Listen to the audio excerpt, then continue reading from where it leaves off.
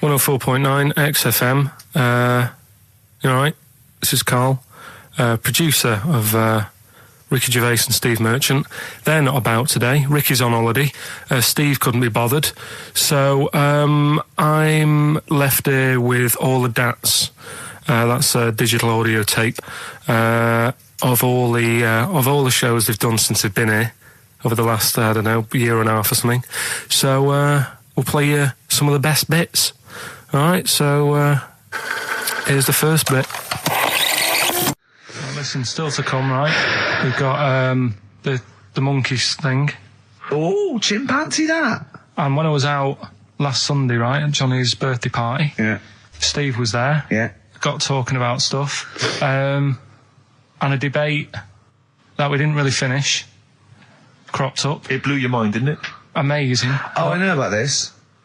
Steve told me. This is the infinite amount of monkeys. Or a monkey with a typewriter and an infinite amount of time would eventually come up with the works of Shakespeare. Yeah. There was no debate. It's a philosophical, mathematical problem. There's no debate. It's true. It wouldn't happen. No, listen, Karl, listen. Infinity sorts it all out for you, right? An infinite amount of monkeys at a typewriter, right? They do everything. They type everything. Infinity just sorts it all out for you. There's no getting to it and they're going, oh, well, let's have a look what they've done.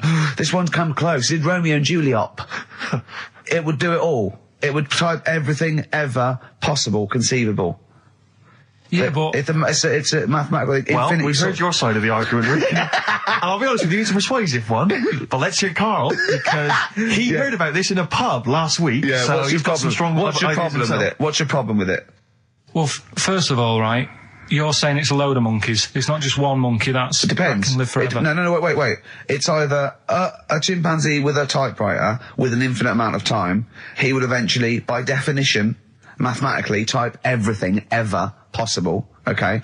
Or it's an infinite amount of chimps with typewriters, and one of them will type it first time. But already that's not right. You either need to have What do you mean? monkey. What? You mean employment laws? What do you mean it's not right? Let's hear him out, please. Okay. If it's one monkey, yeah, with a typewriter that's got loads of ink in it and that, right? At least it knows what it's done in the past. It's not. Keep going. Cry. If you've got a load of monkeys, it's like if you have too many. What's that saying about too many chefs? Too many chimps spoil the soup.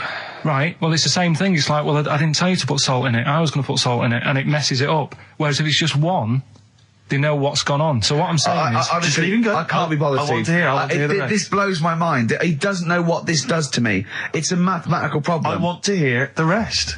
Well, it's just I just don't think it will happen. What do you mean you don't think it'll happen? Infinity works it out for you, by definition.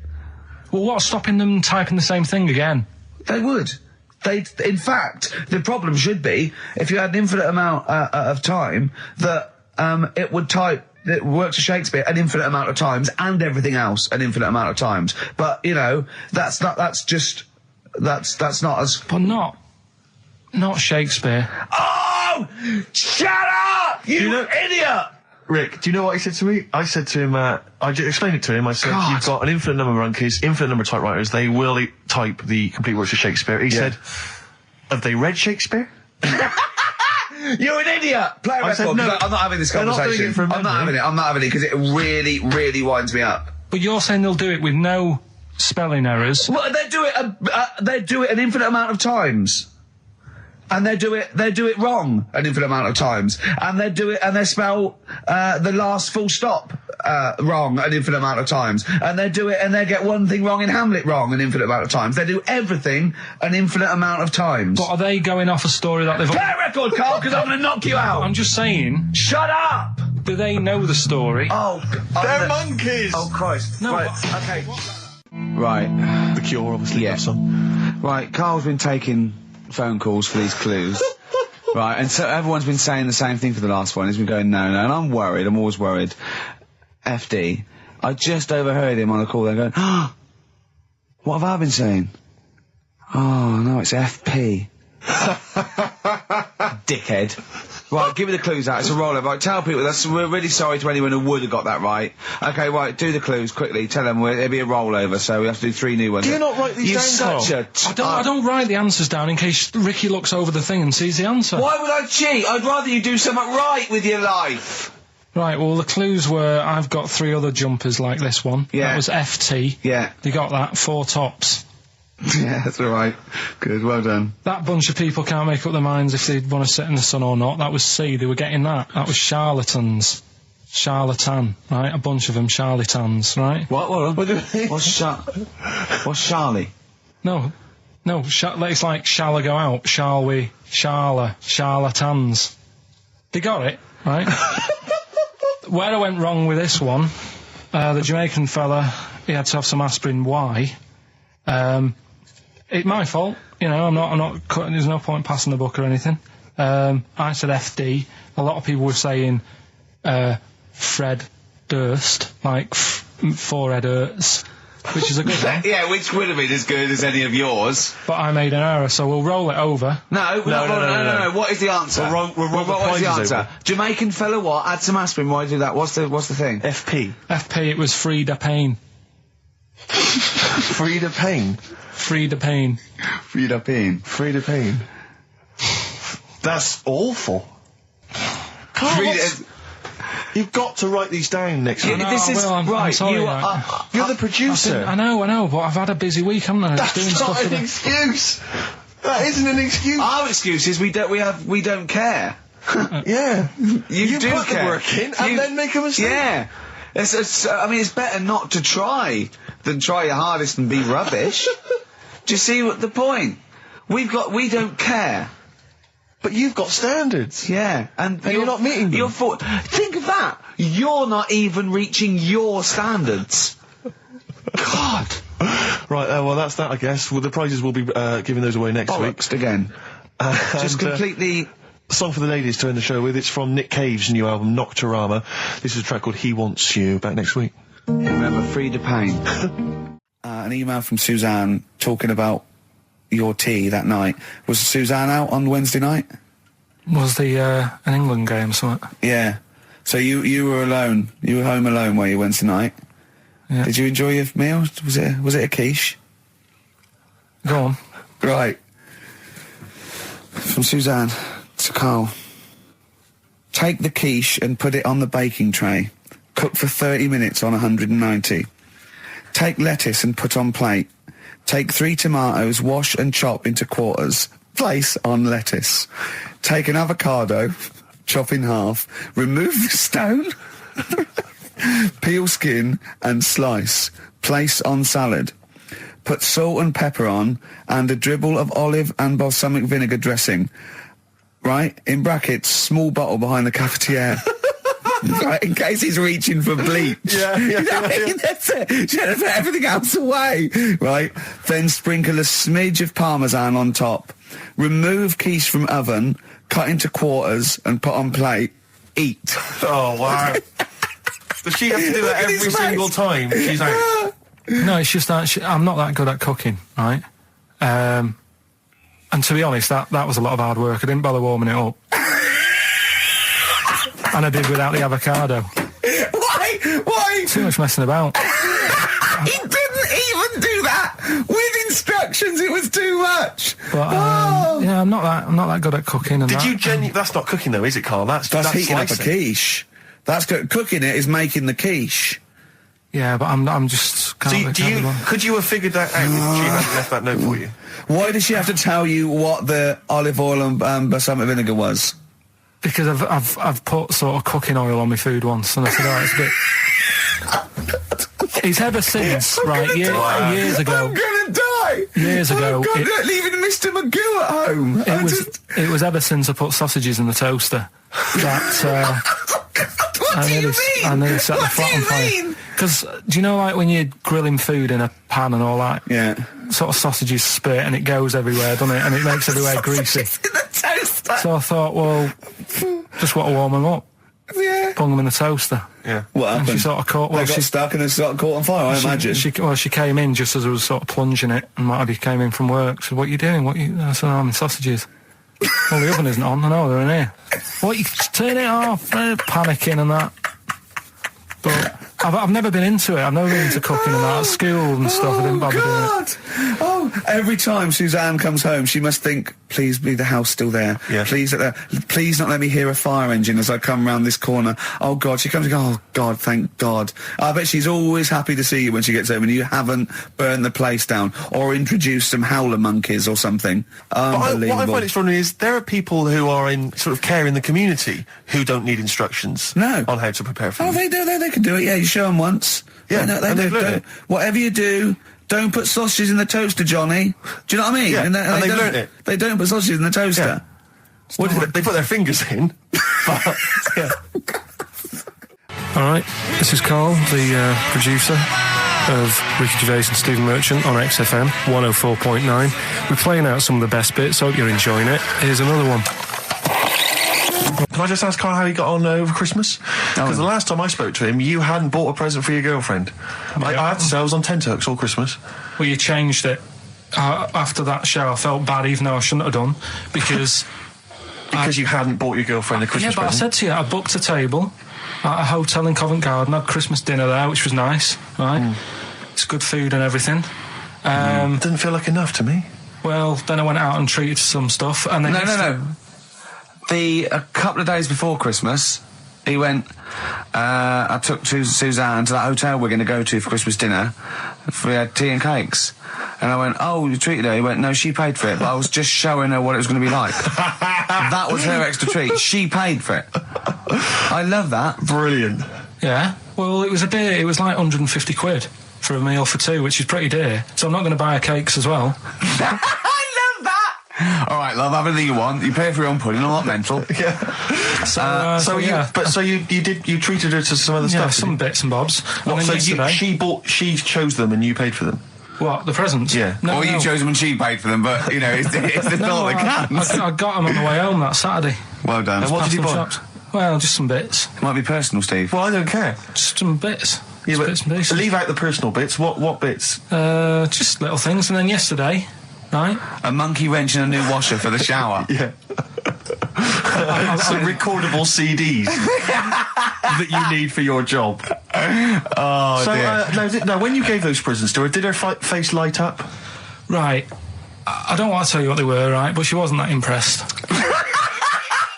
You're going to tell us what they are now, tell us what they are. You even know what they are. She told you on Christmas Day. Hold on, wait a minute. But it doesn't matter what they are. It does matter what they are. It doesn't. It does, Karl. It's you, mate. Of course it doesn't matters. matter. Oh, God! Have you just remembered? Yeah! Right, but there's no need. I've got to tell him, Karl. I really want your permission because I don't want to be I know it's not, but we know it's not that embarrassing. It's really quite sweet. Yeah, but in a way, right, the way I look at it is, right, Christmas, even when I was a little kid, right, is not... Please let me tell him, Karl. Well, let me just tell you first, though. Let me tell you why I didn't go all out on the old present front. All right.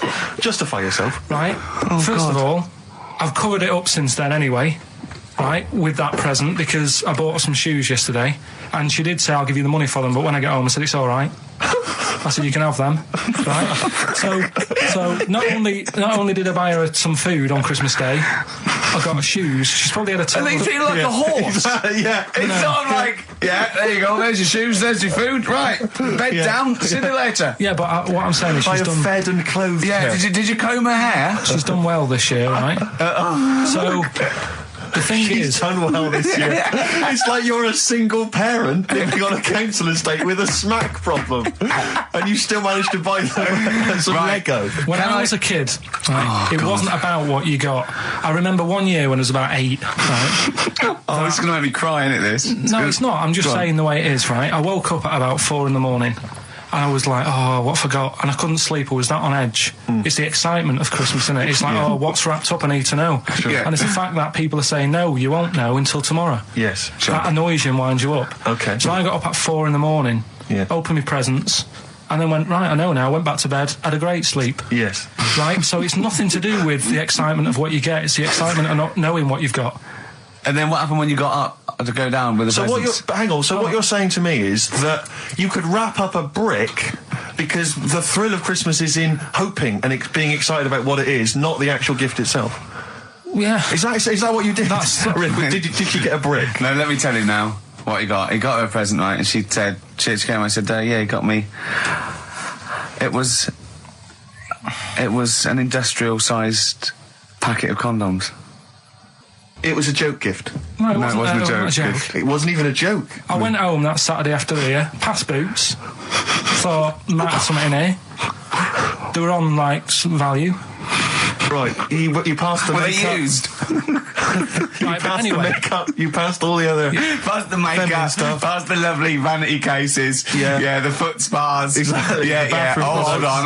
hold on. How much are these, love? For 100? Yeah. $4.99. Yeah. Do I get them reduced if I buy in bulk? So how many did you buy? What was it? I don't know, probably about 100. Right, okay. And is she allowed to use those with anyone?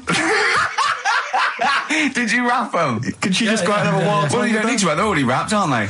Oh. And then what did she say So, when she opened them? I No, just- wait. Carl, what did she say? Right, play a record and we'll come back to this. Oh, you're worse than my father. That's genius. What do you make of the first genetically modified baby? Oh. Are you worried about this? Do you know what did they do? What?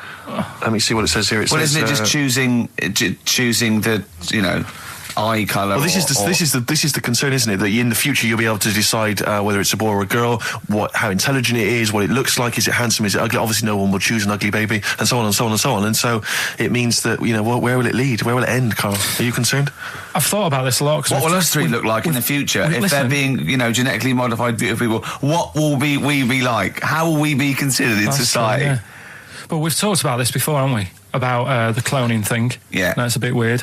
Yeah. But I don't think it matters, because at the end of the day, right, you might look like some other kid, but it's the way you're brought up that will change your features and the way you are, your personality. If you lie, you get a long nose, don't you? Well, no, but listen, right, because I remember when we, I was growing up on this estate. This is going to be good. Go on. No, it's not. It's just an example of how this doesn't work. Go on. So we don't need to worry, sort of thing. Sure. Right? Okay. So I'm growing up on this estate, and there was this woman about 4 houses down, right, who's a bit rough. All right. Didn't fancy her. Oh God, no.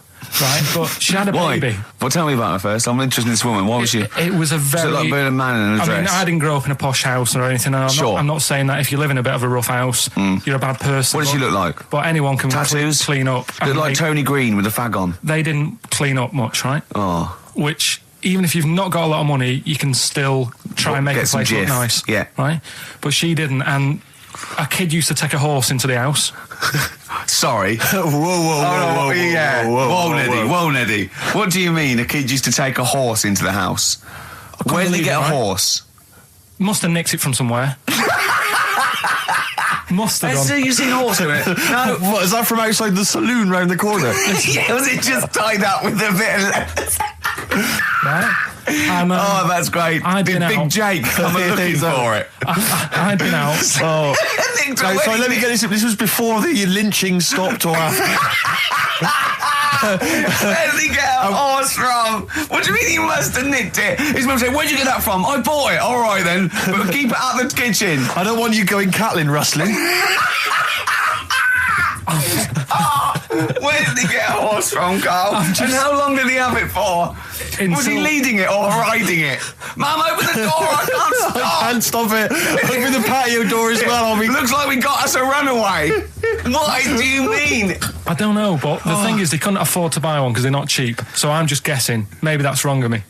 But I think... He had a horse? Yeah, right. So That's why the family didn't have any money. They'd spend it on the horse. No, I don't Exactly. think, that's what I'm saying. I don't think they would have bought it. So anyway... Yeah, it's wise to whisper, Carl, in case they're listening.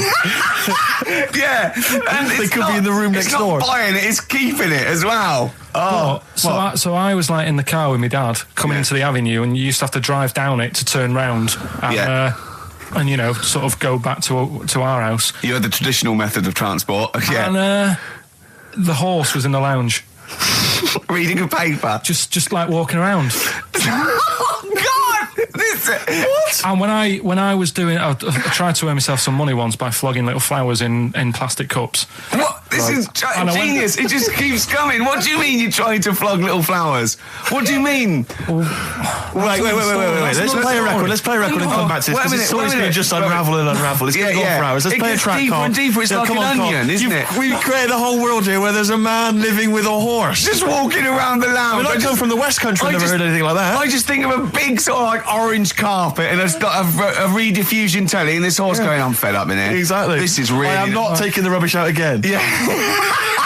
Right, play a record. Let's have Velvet Underground. We've got that lined up. Oh, the classic from the first album. I'm Waiting for the Man. Let's come back to the horse in a second. Little flowers in pots. What do you mean? Probably you're thinking, Rick, isn't it time that we do our usual roundup of what's been happening in the news? Yeah. Which we always do every week. Yeah. We always do something, which is, I mean, basically, if you're listening and you're a new listener, say you work at a newspaper, we always try to be informative, just try and put stuff out there that just educates people, informs What are you people. thinking? Well, I said Monkey News is coming up, but what have you got? No, I was just looking on the net there and just found a couple of quite important news stories, probably worth mentioning. Policeman caught photographing. I don't know why it makes me laugh. It's just the phrasing, I suppose. It's the headline. Policeman caught photographing up woman's skirt. No, he wasn't up there taking a picture of Big Ben. He wasn't going, can I just sit up here? I'm just going to take a picture of that seagull over there. No. He was facing the camera up a woman's skirt.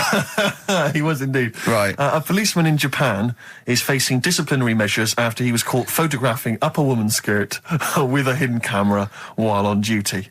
The 42-year-old sergeant, who's not been named, used a digital camera to secretly snap the shots when the woman was reporting a stolen bicycle. So he was actually doing his proper job. He'd obviously thought to himself, I'll bring him a digital camera today. On the off chance a beautiful woman comes in to report a crime or robbery, I'll have it ready, I'll have it positioned, in such a way. But this is interesting. This is how he got caught. Okay? The woman became suspicious after she saw a flash go off. brilliant. I mean, this Not so secret at all. Sorry, did I just see your shoe? Your shoe just seemed to just spring into life. There was light. There was light. Yeah, I think I've had someone set fire to some magnesium that was on the end of it. It won't happen again. Well, it's only you and I in here, and your shoe was just suddenly lit. Why are you standing like that? Why is your shoe just sort of like between my feet? There's no reason. This is how I always stand. What did the bike look like? Flash? So, are you taking pictures of my family? No. And no, I'm not. And you should be wearing knickers anyway. Well, how do you know that? What? How did you know I'm not? How did I know what? I'm not wearing any... I didn't know you. I don't know what you've got up there. Well, I don't know what it looks like, and there's no way I could. Of course, it would be roughly that conversation in Japanese. I know, yeah. All right, XFM 104.9, Ricky Gervais, Steve Merchant, Karl Pilkington, not here. It's the best of. You've been voting in all week, sending your emails. So here's the clips that you wanted. So then I was thinking, imagine like going to the doctors and he's saying, yeah, everything's all right, your heart's good and everything, but... Your art's good? What, your Larry's, or...? Yeah, your heart, you're in good form and whatever, yeah. It's good news, I had Giano in earlier, he's not looking good. Yeah. Fat swallow. But you're all right, but your hands need to come off. Right. Blimey. But... That's bad. Like, I get a second opinion initially. But I better good news, I've got a nice pair of feet I can sort you out with. Yeah. And he puts them on, and then I was thinking, right, first of all, washing up, what would that be like? But Steve! That'd be tricky. Yeah. And then the second thing was, it'd probably ruin the sort of the shape of your jumper. Because you have to keep putting the feet through there. Yeah. And then I thought, but I could still cycle in. Okay. To work. You could run in. Well, that's the thing. You'd be really fast. Well, that's what I was thinking. I thought I could still cycle because I could balance, and then I thought, but the only thing is I probably couldn't pull the brakes. Because of the little short things. Yeah. And then, like you, I thought, but then again, you're running in half the time. So that's what was going on in last night. Right. That's what I was thinking about. So did you How long did this take? Well, how long does it take to wash up? Right, because I imagine you just being there for, like, all night. Probably 25 minutes. How long did the little Chinese fella dance for in his pants? He's always doing it. Last night he was at it for, like, 10 minutes. Yeah. And his girlfriend never sits in the same room as him. She's always sat in the bedroom. She's going, you dance in pants again, I go in next door. Well, she was in the bedroom. She's always in the bedroom, sat on the floor, on the mobile phone. Right. All the time, yeah. It's weird how people's lives are just like, it is like that Groundhog Day thing. It's like, he's jumping about in his underpants. The old woman sat there reading a book. Yeah. And that's what got me thinking about my life. Do you think she ever goes... Are you sure she's not dead? Every time you look down there, she's just flicking through it. She's just reading this book. The pages never turn. She never seems to finish it. She never moves from her chair. Are you sure the Chinese girl's Cats going? are dead around her. I'm going into next door again. That little round-headed the fella's smell. looking in. He's looking in at me. The bouncer goes, "Don't worry, love. I'll go and beat him up." But he's always true. getting ready. That's true. They see you staring at him, watching up, going, "I could have feet here," and they get scared. The old woman's dead. Oh, Carl, dear. can you tell us roughly which neighbourhood you live in, so that we know? It's central. Central, is it? Yeah. Yeah. Wow, imagine if that little... Was he a Chinese fella, did you say? Yeah. Imagine if he was listening now. I'd love him to call in and explain his actions. Well, he might be on some other radio station talking about a lad who's always washing up and looking at his hands in a mysterious way. Yeah. But do we have this doctor that would go, "Well, all right, Carl, you can either leave them as stumps or I've got a lovely little pair of feet." Why? I told Jane this, and Jane went, "Is that the only choice?" Is he could say, "Could I have some dead man's hands?" Have you got any? Where do you get the feet from? Where do you get the feet from? Can I have? What would you rather have then? Human feet or monkey paws? Well, I mean, that wasn't an option last night. That if the doctors said... No, it this wasn't is- an option last night, but don't forget, it's in your head, Carl. This didn't happen. No, but I'm just saying, at the time, that's all the doctor had to offer. But it's your head, you can go anywhere. No, it wasn't a real doctor to offer. It's in your head, you can go anywhere. You're not trapped. Yeah, but if you can do anything, then you'd say we'll sort us out some other hands. Fair point. Let's play record. We gotta come back to this. Okay, it's not his fault. Let me have It's Not His Fault. You gotta save this. This has got to teach me something. It'll be an interesting story. Right, it's not his vault. This fella... Yeah. What year? Ages ago? Olden times? I'd say in the 70s. Okay. Would you? Any evidence for that? And, Does he wear flares in the story? Right, Is that this- your reason? no, it's a bit like Yuri Geller, this fella, right? Where yeah. he's electric. He's electric. And if he walks past the telly would fizz. Uh-huh. If he walked past the radio, it all goes like that. Ooh. His hair stuck up all the time. And he'd be having a bath and everything would be all right. And then the power would sort of switch on in his body. And the electric in his body made him jump out of the bath. So... What do you mean so? What is that so? What does that so mean? You've given us nothing. You've given us nothing. You'd have to at least give us the scientific explanation. Yeah. Electric eels have 400 volts in them. Oh, is this the running away again? What was that one called? Yeah, but It's not his vault. But there's a reason that not his fault. It's not his fault. I thought it was going to be something about keeping it safe. I think we should do these the other way round. I It's think you not should his tell us fault. the story and then we'll hear the pun. It's not his fault. It's not his fault. Right, let's leave it. Play a tune. Forget it. Educating Ricky. Doing it. We're not doing it. No, we are. This is a bit easier, but I still think it's a good one. So this is, we should explain what this is if you've just tuned in. It's one of those stupid lateral thinking problems. That Carl himself has created. Yeah, that was his homework. Right, this one. It's a fella. He has a normal day doing stuff. Nothing wrong with him. Right. And It's the twist in the tale. It's just like Tales of the Unexpected. Just a normal day, nothing wrong with him. Hold on, though, he's got the legs of a fish. Go on. So, that's why he's been hiding his legs. Go so on. he does his The normal, legs of a fish. Sorry, can't carry on. He has his working day and that, Yeah. and then he gets a bit tired. Goes to bed. He puts the light on, leaves it on, goes to bed. Oh, That's crazy. that's mental. I can't think what's happened. Anyway, here's Radiohead. Right, okay. What? The question is, why does he put the light on when So he's a going man, to bed? he's had a normal day, he's come home from work.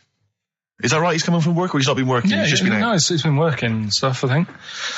You think? You've made it up, Carl. You can decide. So is the question is, why has he put the light on when he's asleep? There's a reason that he's put the light on when he's asleep.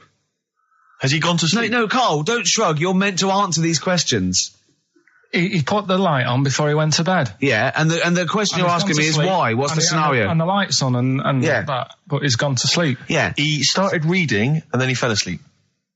No. Did he intentionally, for some reason, put the light on? Every night. It's mad. Sounds mad. That's Carl, doesn't it? Every night he does it. Yeah. He puts the light on when So- he goes to Right, sleep. on it, goes to bed. Carl, is the point of this? He puts the light on for a very good reason. Not for us, but for some people. He's blind and it's always been on, and he thinks he's turning it off, but it was on in the day, and he thinks he's turning it off, but he's turning it on because he's blind. That'd be stupid. That works. No, that works great, Rick. Yeah. Thank you, Carl. So you've got to come up with... Hang on. If you're blind, why would you put a light on? No, he thinks he's off. Yeah. But why would he turn it on anyway? Just think so he doesn't get burgled, so people know he's in because he can't see him. So he just he puts the light on when he's there, then he turns the light off when he goes to bed, so people think it's fine. But he's got it out of kilter, and actually he's walking around in the dark all day. I don't believe that if you're blind, you turn your light on. I don't think you'd be living on your own, would you? I'm not having that for a second. Do blind people live on their own? I'm not having that for a second. Well, some people do. Lonely blind people live on their own. No, if you got bad eyes. What, any of them women? Are there any blind women who are living on their own, Rick? No, I mean, if you know of some blind women. 08700 800 1234. We've gone through this. If you are a blind woman with no standards and you don't care annoying voices and smell, yeah, then get in touch with you. Yeah, I mean, you've got to be within the ages of, say, 25 to 65. You know, right. Well, call it 75. You fussy all of a sudden. Yeah, go on. If you were blind, would you live in London?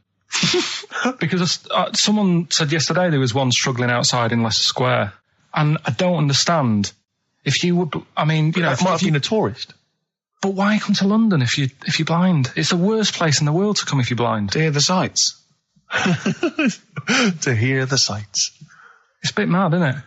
They do the same job. They have tourist needs like anyone else. Yeah. No, but it sort of stinks, and you'd go away going, "Oh, it's not that good." I just thought I thought it was a bit weird. Well, never mind your concern for the partially sighted or sight impaired people coming to London. Get on with this. Yeah. So there he is. Yeah. It's like, oh, a bit tired. Yeah. Just put the light on. Get to bed. Yeah. So he turns the light on and he goes to bed. Yeah. Oh. Should we play a track? He's not sleeping on the job. He's a lighthouse keeper. Well done. Is he a lighthouse That's keeper? not it, Carl. He's a lighthouse keeper. Right. Why wasn't the light on all the time? It's light in the day. You idiot. Play a record. What? Play a record. You're a buffoon. No, actually, the light isn't on in the day, is it? No, Rick? it's not. I think you're the buffoon. Oh, yeah. Carl has won!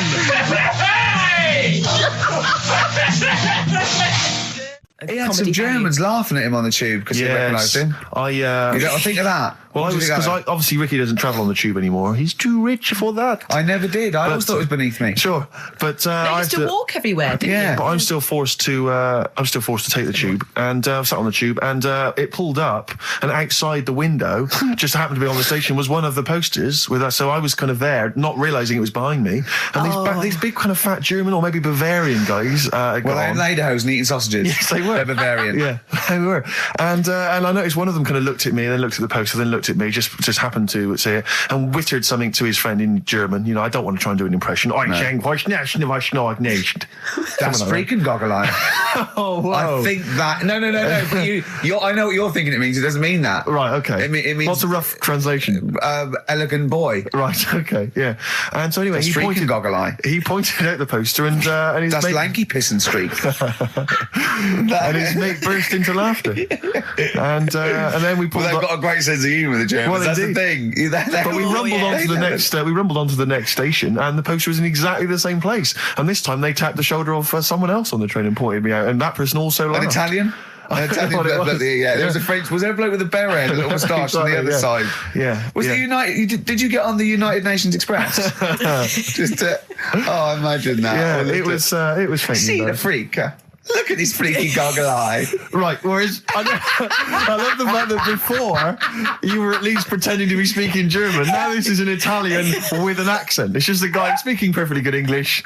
So you've not even disguised the insult there. Oh dear. That'd be lovely. Try and insult me in other cod languages. You could bring Europe together if they just instead of Esperanto, that there was just one common language. The language of freaky goggle eye. I'll tell you what would bring the Europe together is you maybe representing England on the Eurovision Song Contest. That would be great. With a self-penned tune. Shall I do that? That would be magnificent. It's got to be worth thinking about. Just about everyone being the same. Yeah, like just about the people euro being and that. equal. Everyone, not and also mentioning the euro. Yeah. yeah, just doing that. I like all different. I like all different cheeses. Oh, je t'aime la musique pop. Yeah. La baby belle. Et le cheddar. I mean, I'm not fluent in French. Le grand fromage. Yeah. Oh, it'd be lovely, wouldn't it? And they'll all be there, all in their different. Well, every line could uniforms. be maybe in a different language. Yeah, and what would I wear? I'd wear sort of like a kilt. You'd wear a kilt, but you'd also have on your head one of those kind of big, what are they called? Those big furry hats that beefeaters or whatever wear. Or Yeah, one of them. Is it kind of a busby or something? busby, A busby? yeah. Wear one of those, or maybe a kind of policeman's helmet, That'd be Bobby's good. helmet with the kilt. Yeah, You'd have the clogs. I'd wear the policeman's helmet under the kilt, so they just thought I was really enjoying the show. Yeah. Good idea. Eh? Excellent. Well, I think we talked for about 3 minutes without having to mention some kind of genitalia. We should celebrate by playing one of my tunes of the year. Really? What one is it? U2 Electoral Oh, Storm. I know you're a big fan. I know you're a good big fan. choice. Well done. Cheers. Darkness growing on me. Love that. Love the darkness. This is the Best Of Show on XFM 104.9. I'm Ricky Gervais, with me Stephen Merchant. Yes. I hope you're enjoying the Best Of. I remember, I think all kids go through a phase of shoplifting. Well. And when I was going through it, I used to just little things, just like magic markers and magazines, Mars bars, that sort of thing. Yeah. And one day, right, my mate, Anthony, his mum called up my mum and said, I've got to meet up with you. I've got to have a word with you. And she said, what about? She said, I don't want to talk about it over the phone. So she goes, oh, right. Well, yeah, come round tonight then. So anyway, my mum sees me. She don't want to be in an awkward position and, like, be a bit embarrassed and what have you. So she sees me and she goes, right, Anthony's mum's coming round. What have you been doing? Yeah. So I go, oh, God. I said, I've been nicking stuff. So she goes, like, what? I said, oh, not big stuff. I've had a few calculators and Mars bars and stuff. How many? I'll just work it out. Hold on. Works out at 7.2 per day. So, how many calculators do you need?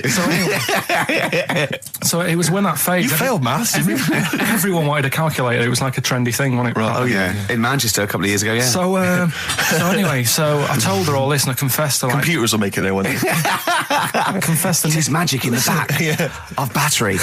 Go on. confessed to nicking all this stuff. She comes round. She only wanted to borrow some money. Brilliant.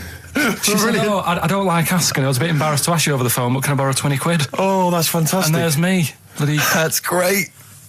And it's similar sort of thing to yours. And did you? And he went, hold on, I'm going to work out the interest on that. I banked 10%. She'll owe you £4.40. Yeah. Oh, dear. So your mum was a loan shark.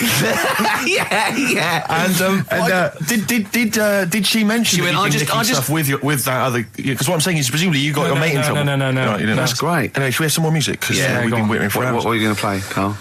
We've got the Cooper Temple Clause. Oh, lined up. brilliant. And then the other thing is the one that I was reading, the world record with the fellow who's pulling a train with his teeth. Does that make any difference that he's done it with his teeth? What do you mean? Well, what difference does it make? Well, isn't it? It's quite hard to pull a train with your teeth, I imagine. Well, it's pretty hard to pull a train. All I'm saying is it because he couldn't beat the fella who's pulling it with his hands? Well, so you tweak this it is a bit? my point. I think there was one bloke with a record for the running backwards 100 metres was sort of like 11 and a half seconds. And I was thinking, turn around, you'd probably have a really good go at that. Do you know what I mean? Yeah. It's sort of like doing a marathon with a milk bottle on your head. Take the milk bottle off and see how fast you can go, you twat. But you can just tweak it, like the fella who has done the pegs on the face, right? Yeah.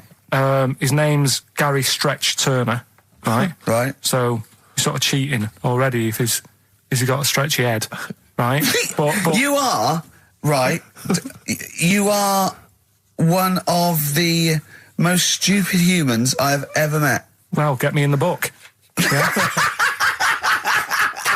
Right? Well, listen. So Gary Stretch Turner, right? His record is 153 pegs. Yeah. He did it again, and he only got 150 on. So he hasn't broke his own record. Right. But what I'm saying is, if he tweaked it a bit more, would that make a new record? What? Well, if he said, I've got 150 pegs on, but at the same time as eating a burger. I see what you mean, yeah. He'd be the world record breaker for pegs and eating burgers at the same time. Yeah, just change it a bit. If you know you're not going to make it, just do something else. I'm assuming the rules are set at the beginning, Carl. That's it. That's where they say, right, you're just going to do the pegs thing. You're not going to introduce burgers halfway through, are you? Definitely not. And then they have a go. I was on one leg, not interested. How many pegs? 150. Can I just ask very briefly, I was quite interested by the family had to move because they lived on Butthole Road. Yeah, I quite like that one. I don't know if I've told you before, Rick, where I used to live. I'm not going to tell you the name of the street that I used to live on, not on air, because my parents still live there and I don't want, But I'm going to write it for you now. This is the genuine name of the street I used to live on. Just imagine when you're at school. Yeah. And like in class, for instance, in French, you've got to say, you've got to answer where you live. Yeah. J'habite, wherever. Yeah. That's the name. This is actually the name of the street we lived on. No, it's not. I swear to God. That is... Absolute right. I could phone my father now and he could confirm that for you. I swear because he doesn't want to God. And I'll tell you that... But listen, do you know what worries me? It's the apostrophe S. I know. Because that's blatant. Yes. Amazing, isn't it? That is incredible. But imagine how embarrassing that was. So if I look that up in the Bristol... You will find that in the Bristol A to Z. I swear to God. That is really... Why have you never told me that before? I can't believe I haven't. That's I'm incredible. still embarrassed now. Do you know, whenever I have to phone up, if I have to give that address, I always spell it instantly. Really? Like, somehow that will hide it, that'll disguise the name. But I can't get over that. Anyway, if you perhaps live in Tits Avenue, or... Wankling Drive. Wankling Drive, just get in touch. Let us know, we're not really interested. Ricky Gervais with me, Steve and Carl. Carl, why have you got a headache? You got a headache? Just a bit stressful because the moves on this week. Oh, you're moving house? Oh, by the way... the XFM listeners came round to my house and bought the futon and table. Did they? Were they happy with it? Quite normal. They were well happy. Yeah. Couldn't believe the luck with it. What do you mean quite normal? What do you mean quite normal? Well, it's always a bit scared, isn't it, getting people round. I imagine they were scared. And were they excited to see you? Could could you tell that they were pretty pleased to see you? No, I don't think so. I mean... You're Karl Pilkington. Yeah, but the fellas sort of... they brought the whole family round, which was a bit odd. Well, it's not often they get the chance to visit a living creek.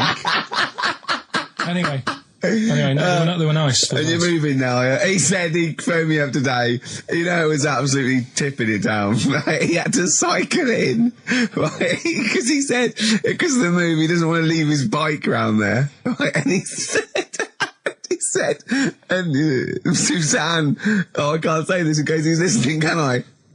He won't know. He said Suzanne's hired the oldest removal man in London. You should hear him. And the thing is, right, we booked him because everyone else happened to be booked out, but this fella's free, right? So he called up this morning. I've never spoke to him, but he was on the phone. He sounded about 90. Yeah. Carl thinks that he's going to have to do all the work. And the thing is, right, it seems to be only cheap. wanted some Werther originals. Right, listen, it seems to be cheap because it's £50 an hour. But how long is it going to take him? Yeah. Oh, that's genius. When's the move on then? When's the... he's coming round. He came round today to bring some empty boxes, and he was struggling with them.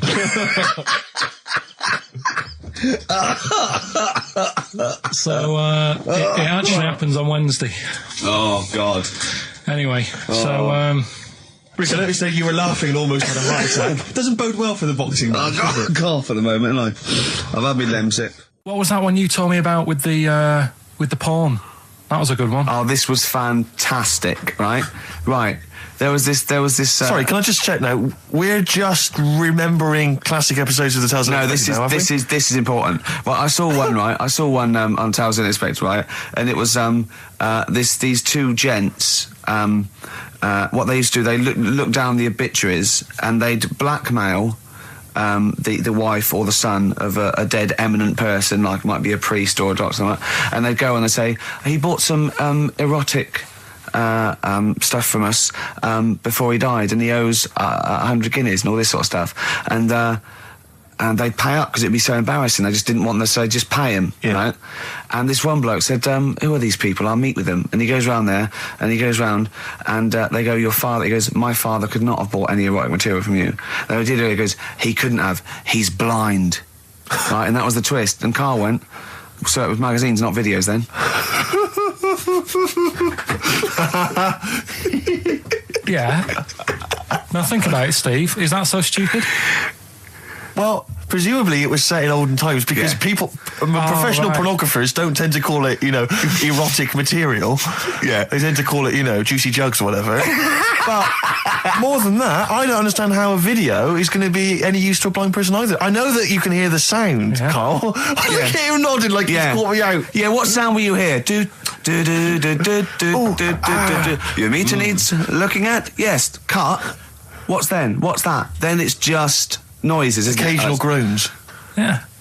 Right. You could listen through the wall at your neighbours. He does. I mean, that's why I save a lot of money. But I thought you were going to point out, Carl, that they could have had a Braille porno. Now, have you thought of that? Look, feel the lumps on that. Exactly. Think about it, Carl. Think about it. You're excited now. Yeah. Your girlfriend's away, Carl. Yeah, the cheese grate is only under the cupboard. No, she's a good-looking lady. 104.9 XFM. You all right? This is Carl, producer of Ricky Gervais and Steve Merchant. They're not about today. Ricky's on holiday. Steve couldn't be bothered. So I'm left here with all the DATs. That's a digital audio tape of all the shows they've done since they've been here over the last, I don't know, year and a half or something. So we'll play you some of the best bits. All right, so here's the first bit. Like, that got a load of attention in the press, but the Trisha programme got nothing. Okay. Which, I know, Steve called me up in the week, right?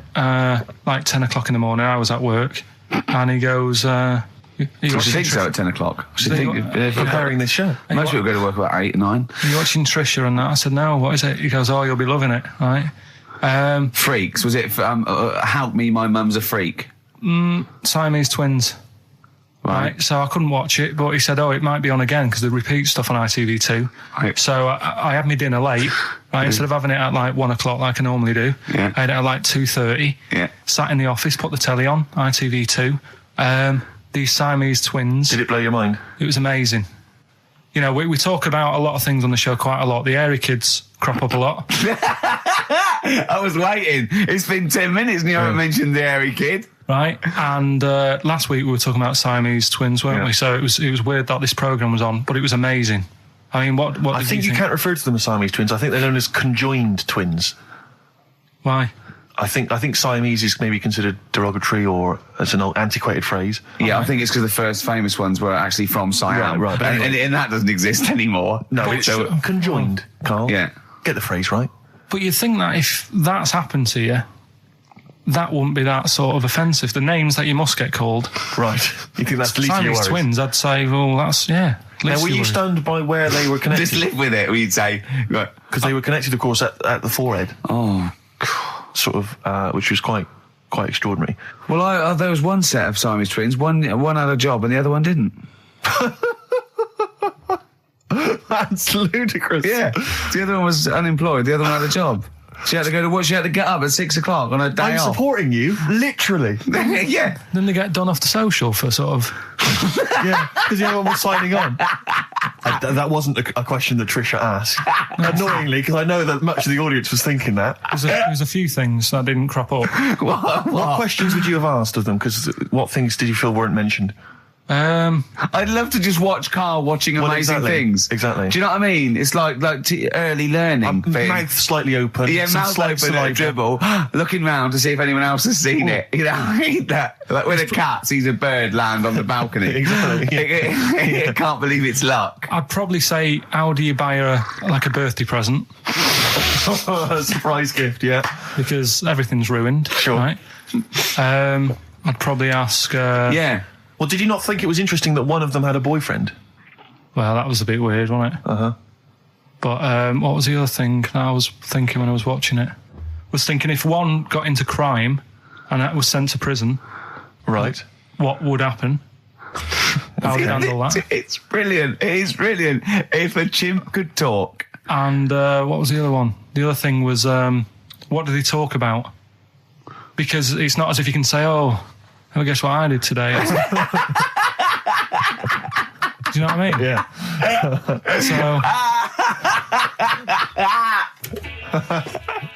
Do you know the really weird thing about all this, right?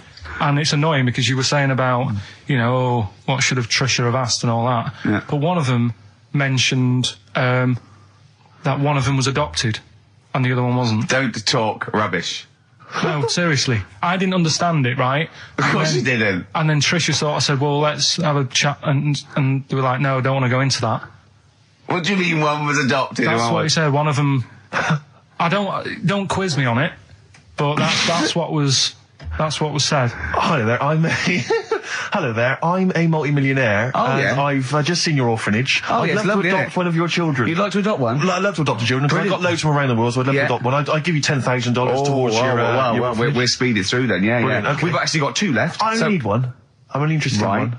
Yeah, I don't need any more. Don't need any more. They're sisters. I know it would be tragedy to break them up, but I really only need one. Now break up. There's the rub. You see. Sure. You just need the one. It's $10,000 now. You can have that. I'll sign it now. But I don't want to discuss it further. I'll bring her around. Brilliant. Okay. Ding dong. Hi. Yeah. Brilliant. You brought my kid, right? Yeah. There she is. There. That's a joy. Yeah. Okay. Just standing next to a bush. Yeah. Do you want to? Can you bring her out? No. Me? It's like, there's nothing behind the bush. So you just want. I just want to be able to walk 360 degrees round her. Do you want her or not? Yes. I can't believe it. What's that little trolley? She's talented. Oh dear. You're talking nonsense, Carl. Well, whatever. I'm a little bit concerned about your toilet discussion. What exactly is your point again? I was just a bit bemused. You see, it's a tricky one. All I'm saying is, right, there I was at the pub quiz. I go to the toilet, not thinking about anything. I try to go, right. There's a little gay fella next to me. I love this little gay fella. Now, the weird thing is, there's nothing stopping him having a little glance, right? Because he's allowed in the fella's toilet. Yeah. Now, I'm not allowed to go into the woman's toilet and have a little look round. Right. So all I'm saying is, should they have another toilet area? What, for gay people? Yeah. And so this would be gay men and lesbians? Is that going to complicate things? Well, I mean, I can only assume. I mean, to what point? I'll ask you a question, right? If you're intimidated, that's a shame. But most gay men aren't looking at your knob. You know that. What do you mean? I can only say that 99.9% of gay men who use a urinal standing next to what they assume is a heterosexual man aren't looking at his knob. What are they doing then? They're emptying their bladder. No, but the thing is, I can't talk. You're saying like, about would you have one toilet for lesbian women and gay fellas, right? What does that mean? Would it be mixed? Would it just be? Would it have a man on one? That's heterosexual man. One little picture of a woman, there, and then what? What would the little icon be? A man and a woman. A man and a woman. Just having a chat. Yeah. In pink and dot lines. But you couldn't mix them, because then what would happen is you'd get people who are going, oh, I'll play up to this a bit. What, pretend to be gay? And sort of grow a moustache and shave their head. And pretend to be a lesbian. Right. Yeah. So I see. So people pretending to be gay so they could go in and have a look at the lesbians. Yeah. Right. So that would mean that we need 4 cubicles now, wouldn't we? Yeah, no, this is fine. 4 cubicles. So every pub now... How many toilets do we need Every pub's now got 4 toilets. Oh, Carl, bisexuals. Yeah. Now, interesting. Bisexuals. How many toilets do we need now? Call the council. Do you use any? Huh? No, because they're interested in everything, aren't they? Because the little bisexual fella will be looking at your knob. Right, with them, what you do, you just have a door... You open it, and there's one urinal there, so you can't get a queue. They have to sort of wait. I just thought that. Well, why can't there just be a thing between the urinals, so no one can look at anyone else's knob? Wait a minute. Just to go back to Ricky's point, what stops, even if we've got the toilet for gay men, what stops the gay men who want to have a look at your willy going in the regular toilet and pretending that they're straight? Most men don't wear gay across their head. Exactly. They don't have a tattoo. There's no branding yet in the British house where they have to declare. So we're going to have to expand this. What so we've all got to carry identity. Do you know you can see a gay, can you? Coming a mile off. No? No, I'll just hold it in next time. No. Can you tell gay men? Do you know a gay man? I'd say probably if you did if you lined some people up and said point them out, I reckon I'd get. But hold on, we're not talking about people dressed in leather with the arse cut out and an handlebar moustache. Yeah. We're talking about the everyday, non-seen. Of course. Yeah, but I mean, suppose I put you in a room and there was 10 naked men, right? Yeah. And there's 5 gay men and 5 hetero. Could you walk along that line looking at those gay... Am I naked? No, you don't have to be naked. Why would you have to be naked? To catch them out. Play a record! How would you catch them out?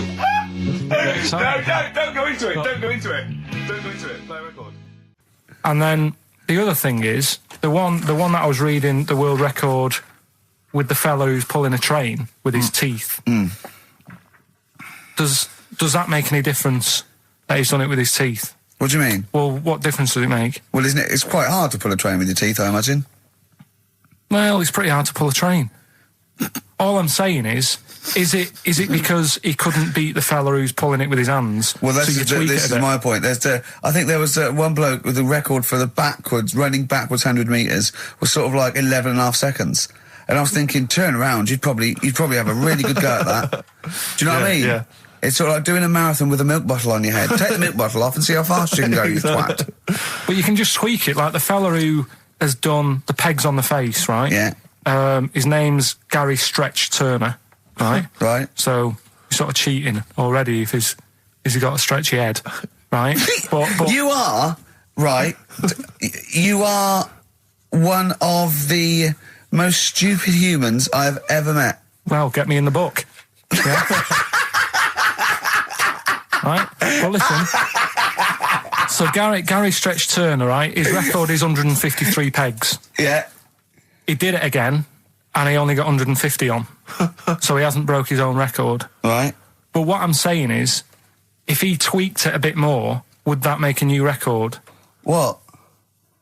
Well, if he said, I've got 150 pegs on, but at the same time as eating a burger. I see what you mean, yeah. He'd be the world record breaker for pegs and eating burgers at the same time. Yeah, just change it a bit. If you know you're not going to make it, just do something else. I'm assuming the rules are set at the beginning, Carl. That's it. That's where they say, right, you're just going to do the pegs thing. You're not going to introduce burgers halfway through, are you? Definitely not.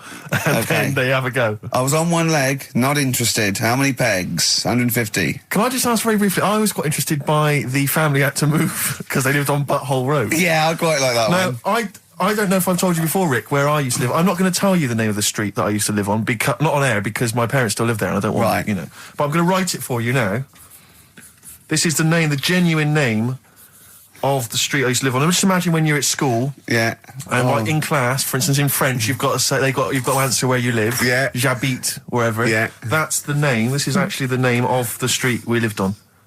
No, it's not. I swear to God. That is... Absolute right. I could phone my father now and he could confirm that for you. I swear because he doesn't want to God. And I'll tell you that... But listen, do you know what worries me? It's the apostrophe S. I know. Because that's blatant. Yes.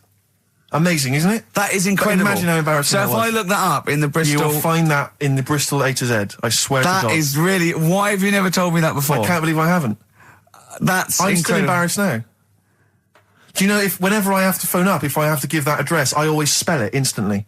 Really? Like, somehow that'll hide it, that'll disguise the name. But I can't get over that. Anyway, if you perhaps live in Tits Avenue, or... Wankling Drive. Wankling Drive, just get in touch. Let us know. We're not really interested.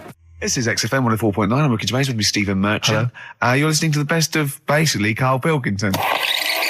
This is a bit easier, but I still think it's a good one. So this is, we should explain what this is if you've just tuned in. It's one of those stupid lateral thinking problems. That Karl himself has created. Yeah, that was his homework. Right, this one. It's a fella. He has a normal day doing stuff. Nothing wrong with him, right? And It's the twist in the tale. It's just like Tales of the Unexpected. Just a normal day, nothing wrong with him. Hold on, though, he's got the legs of a fish. Go on. So, that's why he's been hiding his legs. so Go on. he does his The normal, legs of a fish. Sorry, Carl, carry on. He has his working day and that, Yeah. and then he gets a bit tired. Goes to bed. He puts the light on, leaves it on, goes to bed. Oh, That's crazy. that's mental. I can't think what's happened. Anyway, here's Radiohead. Right, okay. What? The question is, why does he put the light on when So he's a going man, to bed? he's had a normal day. He's come home from work. Is that right? He's come home from work, or he's not been working? Yeah, he's just been no, out. it's been working and stuff, I think. You think? You've made it up, Carl. You can decide. So is the question is, why has he put the light on when he's asleep? There's a reason that he's put the light on when he's asleep. Has he gone to sleep? No, Carl, don't shrug. You're meant to answer these questions. He put the light on before he went to bed. Yeah, and the question And you're he's asking gone me to is sleep, why? What's the scenario? And the light's on and Yeah. that, but he's gone to sleep. Yeah. He started reading and then he fell asleep. No. Did he he intentionally, for some reason, put the light on? Every night. It's mad. Sounds mad. That's Carl, doesn't it? Every night he does it. Yeah. He puts the light on when So- he goes to Light sleep. on, it goes to bed. Carl, is the point of this, he puts the light on for a very good reason. Not for us, but for some people. He's blind and it's always been on and he thinks he's turning it off, but it was on in the day and he thinks he's turning it off, but he's turning it on because he's No, blind. that'd be stupid. That works. No, that works great, Rick. Yeah. Thank you, Carl. So you've got to come up with what... Hang on. If What? you're blind, why would you put a light on? No, he thinks it's off. Yeah. But why would he turn it on anyway? Just think so he doesn't get burgled, so people know he's in because he can't see him. So he just he puts the light on when he's there, then he turns the light off when he goes to bed, so people think it's fine. But he's got it out of kilter, and actually he's walking around in the dark all day. I don't believe that if you're blind, you turn your light on. I don't think you'd be living on your own, would you? I'm not having that for a Do second. blind people live on their own? For a second. Well, some people do. Lonely blind people live on their own. No, if you got bad eyes. Any of them women? Are there any blind women who are living on their own? Rick? No, I mean, if you know of some blind women. Oh, who wait, live on their own. 700, 800, 1, 2, 3, 4. We've gone through this. If you are a blind woman with no standards and you don't care annoying voices and smell, Yeah. then get in touch with you. Yeah, I mean, know- you've got to be within the ages of, say, 25 to 65. You know, Right. well, call it 75. You fussy, you fussy all of a sudden. I know. Yeah, go on. If you were blind, would you live in London? Because someone said yesterday there was one struggling outside in Leicester Square, and I don't understand. If you would, I mean, you know, That might have been a tourist. but why come to London if you're blind? It's the worst place in the world to come if you're blind. To hear the sights. To hear the sights. It's a bit mad, isn't it? They do the same job. They have tourist needs like anyone else. Yeah. No, but it sort of stinks, and you'd go away going, "Oh, it's not that good." I just thought that I thought it was a bit weird. Well, never mind your concern for the partially sighted or sight impaired people coming to London. Get on with this. Yeah. So there he is. Yeah. It's like, oh, a bit tired. Yeah. Just put the light on. Get to bed. Yeah. So he turns the light on and he goes to bed. Yeah. Oh. Should we play a track? He's not sleeping on the job. He's a lighthouse keeper. Well done. Is he a lighthouse That's not keeper? it, Carl. He's a lighthouse keeper. Right. Why wasn't the light on all the time? It's light in the day. You idiot. Play a record. What? Play a record. You're a buffoon. No, actually, the light isn't on in the day, is it? No, Rick? it's not. I think you're the buffoon. Oh, yeah. Carl has won! It's a long time since we've had any white van Carl. For those that don't remember this particular hot feature, we basically ask Carl some of the questions that are asked of a white van driver in the Sun. They always have this on Saturday afternoons. Anyway, here's the first one. They're not fascinating, Carl, but I'm just interested on your take, really. Yeah. What do you make of Cilla Black quitting Blind Date after her husband sent a message from beyond the grave?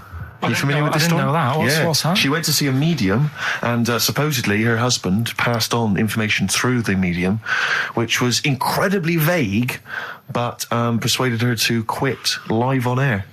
Well, it's about time, isn't it? If even dead people are saying enough's enough.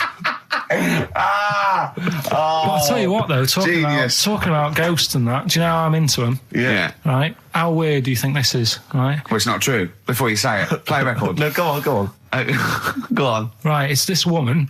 I don't even know if it's ghost, really. It's just a bit weird. Sure. Yeah, sure. There's this woman, and she's not a woman, she's a kid. Sure. Okay. Sure. She's walking down like a street in her area. It's a nice day and everything. Everything's normal. She's walking down, and a woman comes up cycling past, right? The woman on the bike looks at the kid, absolutely terrified, right? Got a really scary face on her. Yeah. The kid's thinking, why is she doing that? Yeah. Right? So anyway, she thinks nothing of it, goes, I think she was playing in the park or whatever, goes and has a nice day. About 15 years later... Oh, right, yeah. She's, I don't know, I think she was going to work, right, on a bike. She was riding her own bike. Riding her own bike, cycling down the road. Oh, yeah. Looks at the kid. That's the thing that happened, like, 15, 20 years ago. Right. It's her on the bike looking at her as a kid. Right. Not another child. No. So it's her. She's seen herself. Carl? I mean, I don't know where to start. Firstly, where's this information come from? But I mean, why do you ever... I mean, I don't know what part of that you think can be true. I mean, honest, I'm speechless. I don't know what to say. What are you talking about? Bit weird, though, isn't it? But it's not true. It didn't happen. Nothing happened like that. She said it did. Well, then she's wrong. She said she saw herself. She saw herself as a kid, didn't she? Did she carry on riding and as pub? an adult when she was a kid. Did she stop and talk to herself? Or did she ride on by and think, that's a bit weird, there's me as an 8-year-old. I won't stop, I'll be late for work. Yeah, if I'm late again, the boss said he'd be in trouble. Yeah. Well, And where is this information? Did it happen to someone you know? No. You overheard it on the bus? No, it was in the 14 Times. Ah, right. Well, okay. that's the answer. Good. We've got to the bottom of that. Right, good. Well, Carl, what are your thoughts? Why have you stuck it out here? Nothing better coming in, I thought. Well, I'll tell you why, because you're always on holiday. You don't do a lot. You get paid, well, doesn't he, really? He's a moany. He doesn't try and get on at all. He doesn't deal with people. He moans about everything. And, so he's... I'm all right. I've got my own little room and that. Yeah. Like a cage. It is like a cage, isn't it? And he can shut the door. If people walk past, he goes, shut the door. He doesn't want them looking in. He's like a miserable old chimp.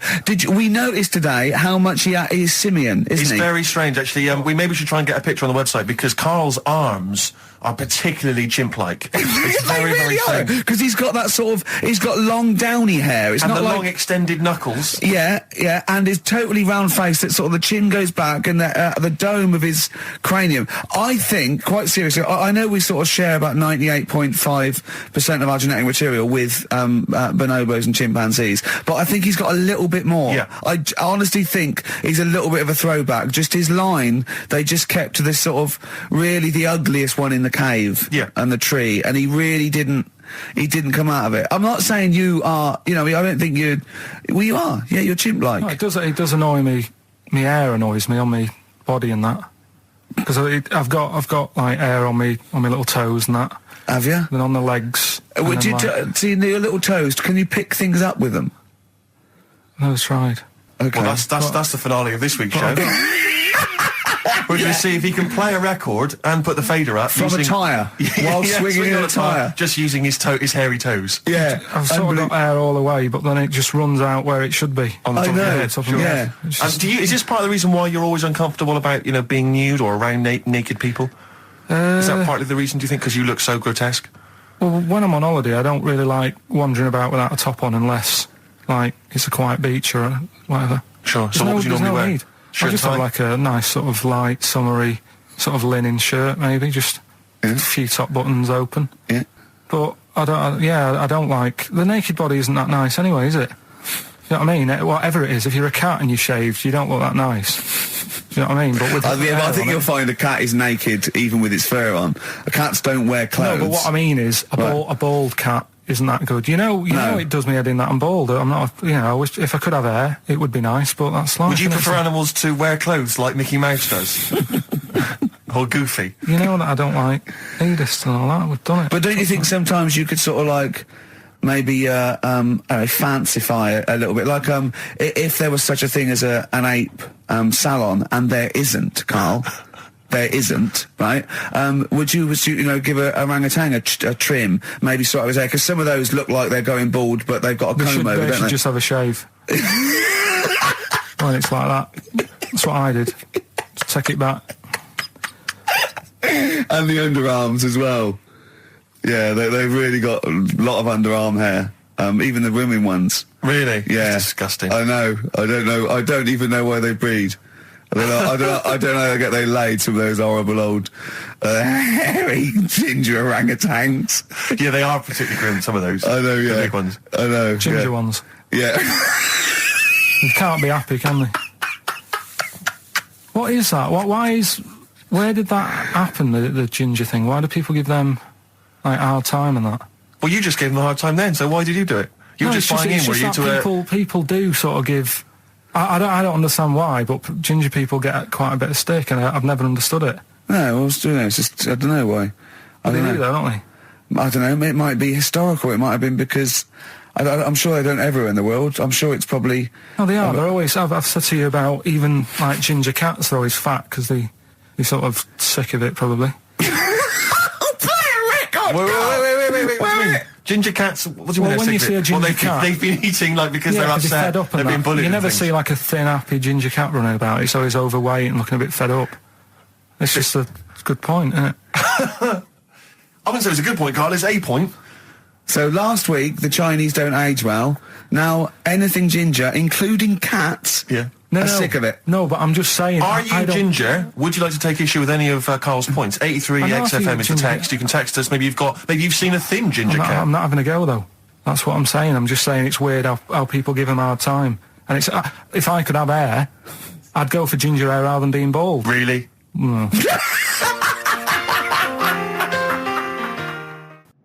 XFM 104.9 of a Saturday. Ricky Gervais with me, Steve Merchant. Hello there. But we're not here. No, we're away. So this is the best of, and I hope you're enjoying it. We certainly are. I woke up this morning, Feeling fine. It's not a blues song.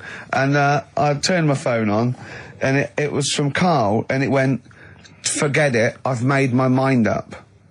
And I thought, wow, what is that? And I forget it, I've made my mind. I went, "Karl, what is it?" He went, "Oh no, it's about the text I sent you last night." I went, "Well, what was it? I just got this text." He went, I was just wondering, I was thinking last night." He said, "Supposing you had to have your hands removed." Sure. Right? And the doctor said, "Well, you can either have them stay like that with stumps, or I can sew feet there. What would you have?" And I was bleary-eyed, and I went, "The stumps." He went, "Yeah." I went, "All right." He went, "Yeah." And then what was his follow-up text to that? And then I got the text, it was obviously before it, and it went, and it was like quite serious. What would you do if surgeon's not doing your hands? Would you have stumps or the feet? Right? Now the way, when I said he's made his mind up, and I went the stumps, he went, "Yeah." I think secretly he decided on the feet, but was too embarrassed to tell me. There's a little bit of what would you do? Because But why did you think of this? Why did you think of this? Girlfriend's away, right? Yeah, no, that's not why you start thinking bizarre surgery I'll tell you devices. Now, right? I'll let you into my little mind, right? Last night, I had some beans on toast, right? She was away. It's good already. She was away, she had some beans on toast, she went wild. Yeah. Right?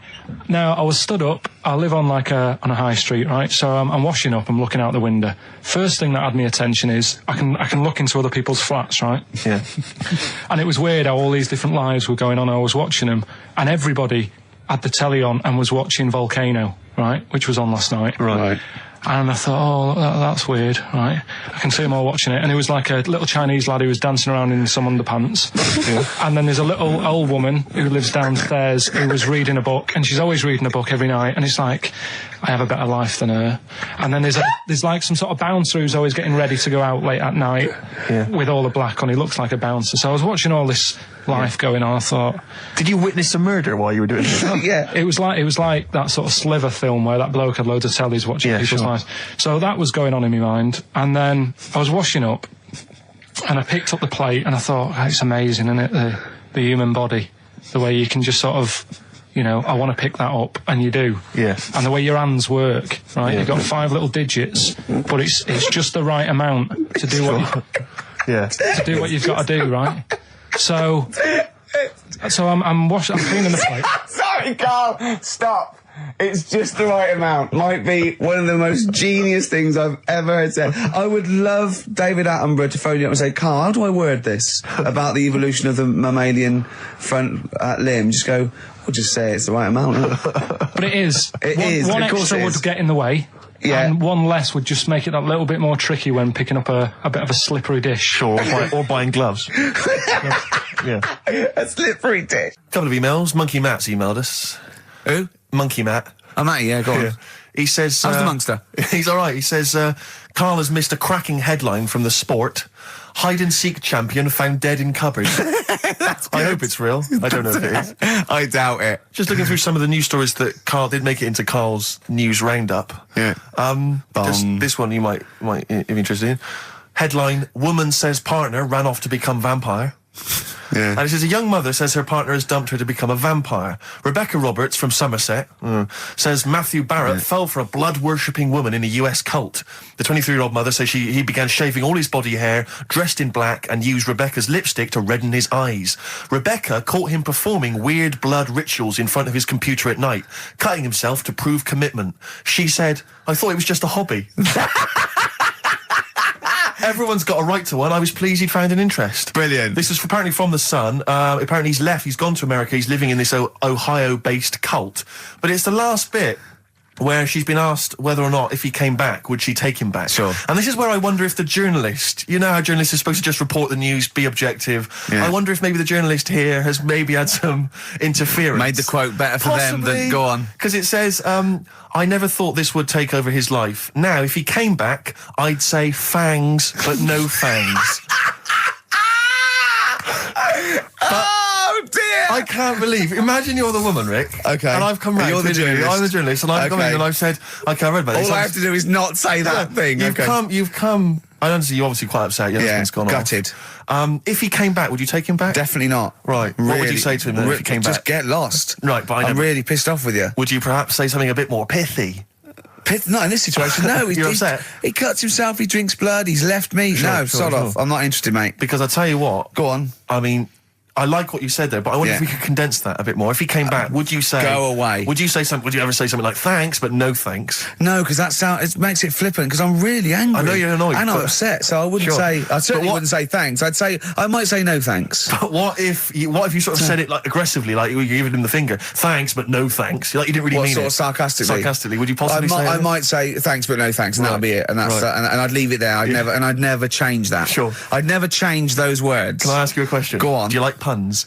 Hate them. Right. I don't like It's Countdown. I don't like QI. I don't like any of those posh Cambridge, Oxford types. I hate puns. If you had to say thanks but no thanks in the form of a pun, what would you maybe say? I wouldn't. I never would. Right. I'd say thanks but no thanks. I would. I mean, I feel embarrassed that I'd even say that because I don't think I would even say thanks but no thanks. Okay. But if I did go that far, I'd leave it there. Sure.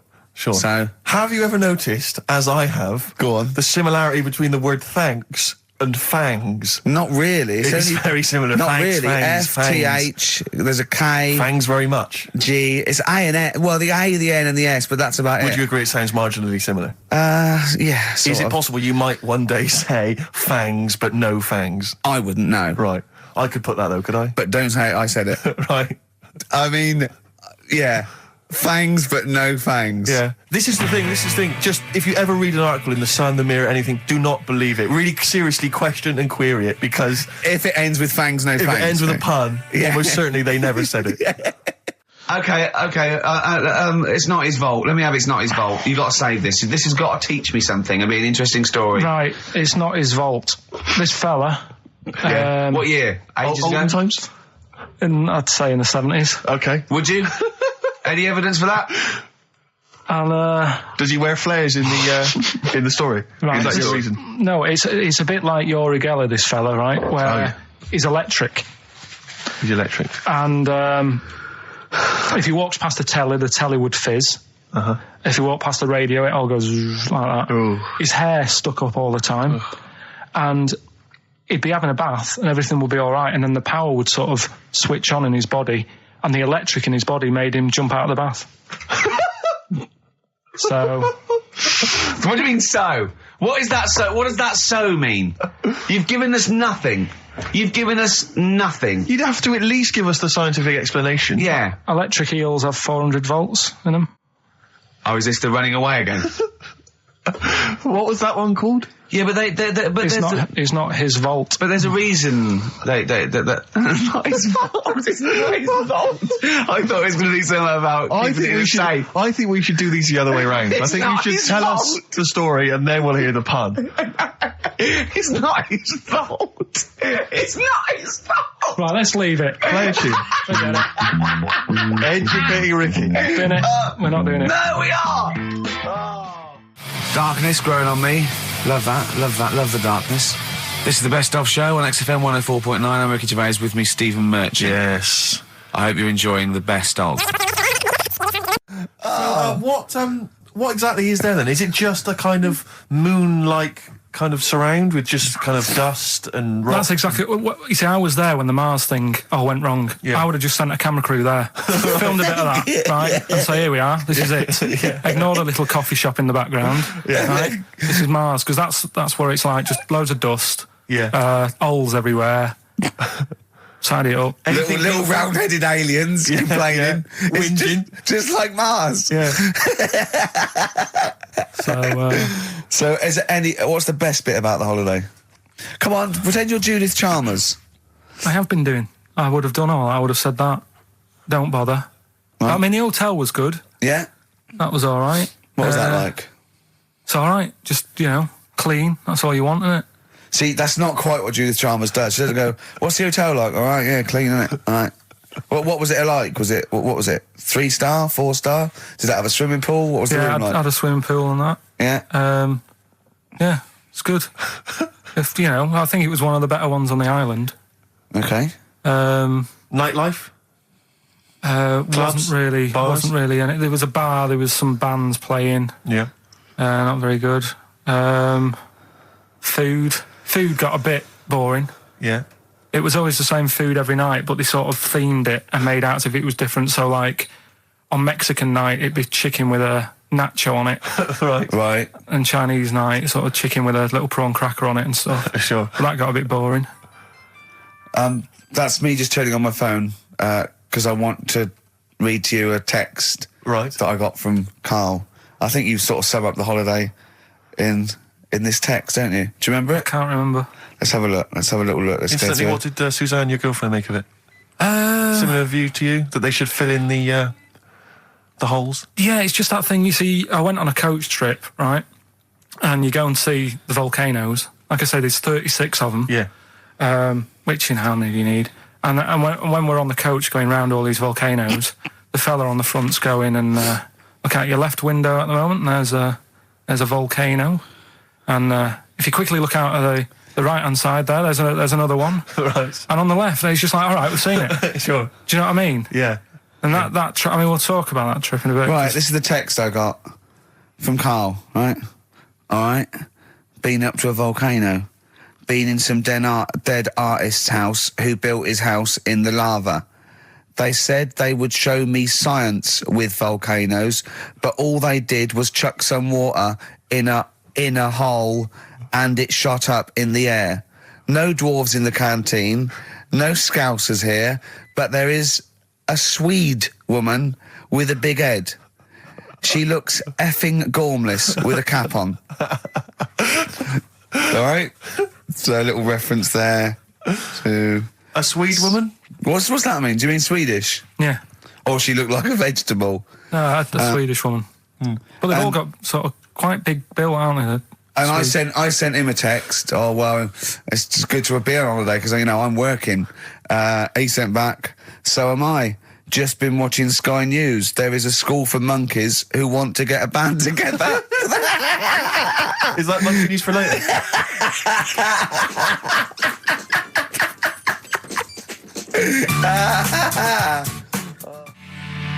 Oh My Corazon by Tim Burgess. I can't get enough of that. I love that chorus.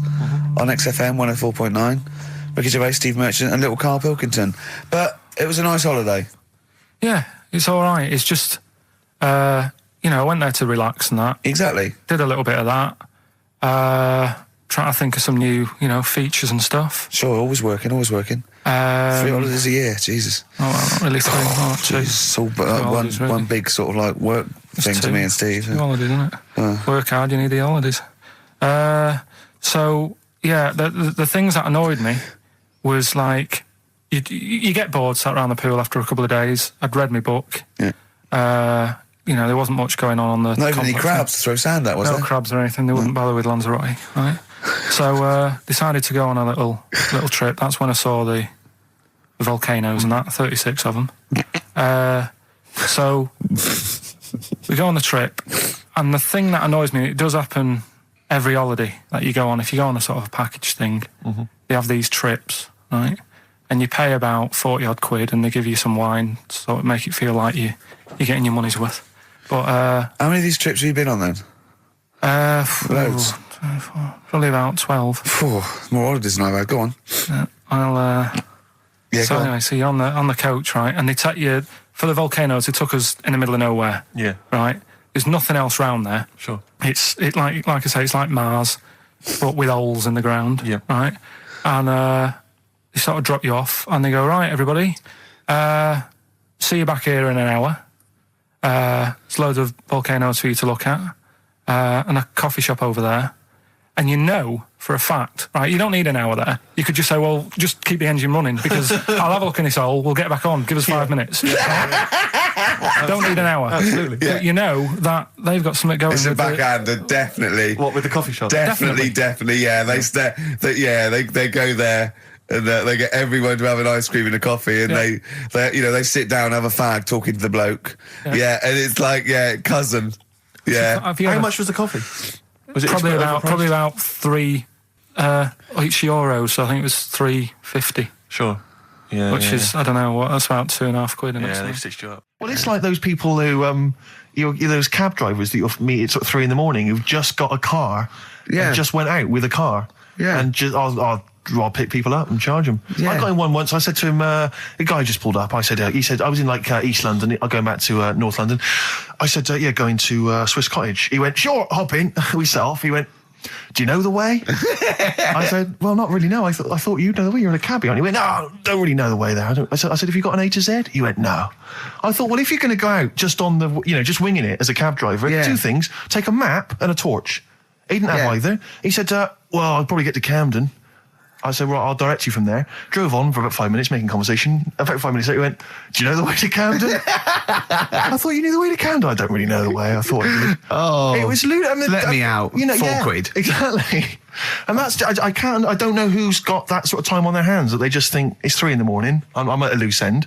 I think I'll go out doing a bit of cabbing. Wow. Yeah. Because your dad was a cabbie, wasn't he? Yeah, he was, yeah. Couldn't stand it, but it's good money. He was he wasn't like a chancer, though. What was he doing when he put that little Forrest Gump in a weedy bin? That was part of the cab company thing. They had to do like a charity event once a year, and he did it 1 year. Never asked him again. Tell us the story again. I'd rather not, because we got a few sort of complaints about it. Why? Why did you get complaints about it? Because he put a kid in a bin, and it's not the thing to do. But we could use it as a sort of sobering lesson for people. Yeah, tell it like a, you shouldn't do it. Nah, but that's how I did it last time. But people still didn't like it. All the stuff I tell you, we don't take the mickey out of people on purpose. No. It's real life, isn't it? And that goes on in life. Yeah. My dad was saying that in hospital, though. Do you know how he was in hospital? Yeah. He did some jokes about old people and that. And he said, at the end of the day, if something makes you laugh, it's funny. And if it makes you laugh, you can't help laughing, can you?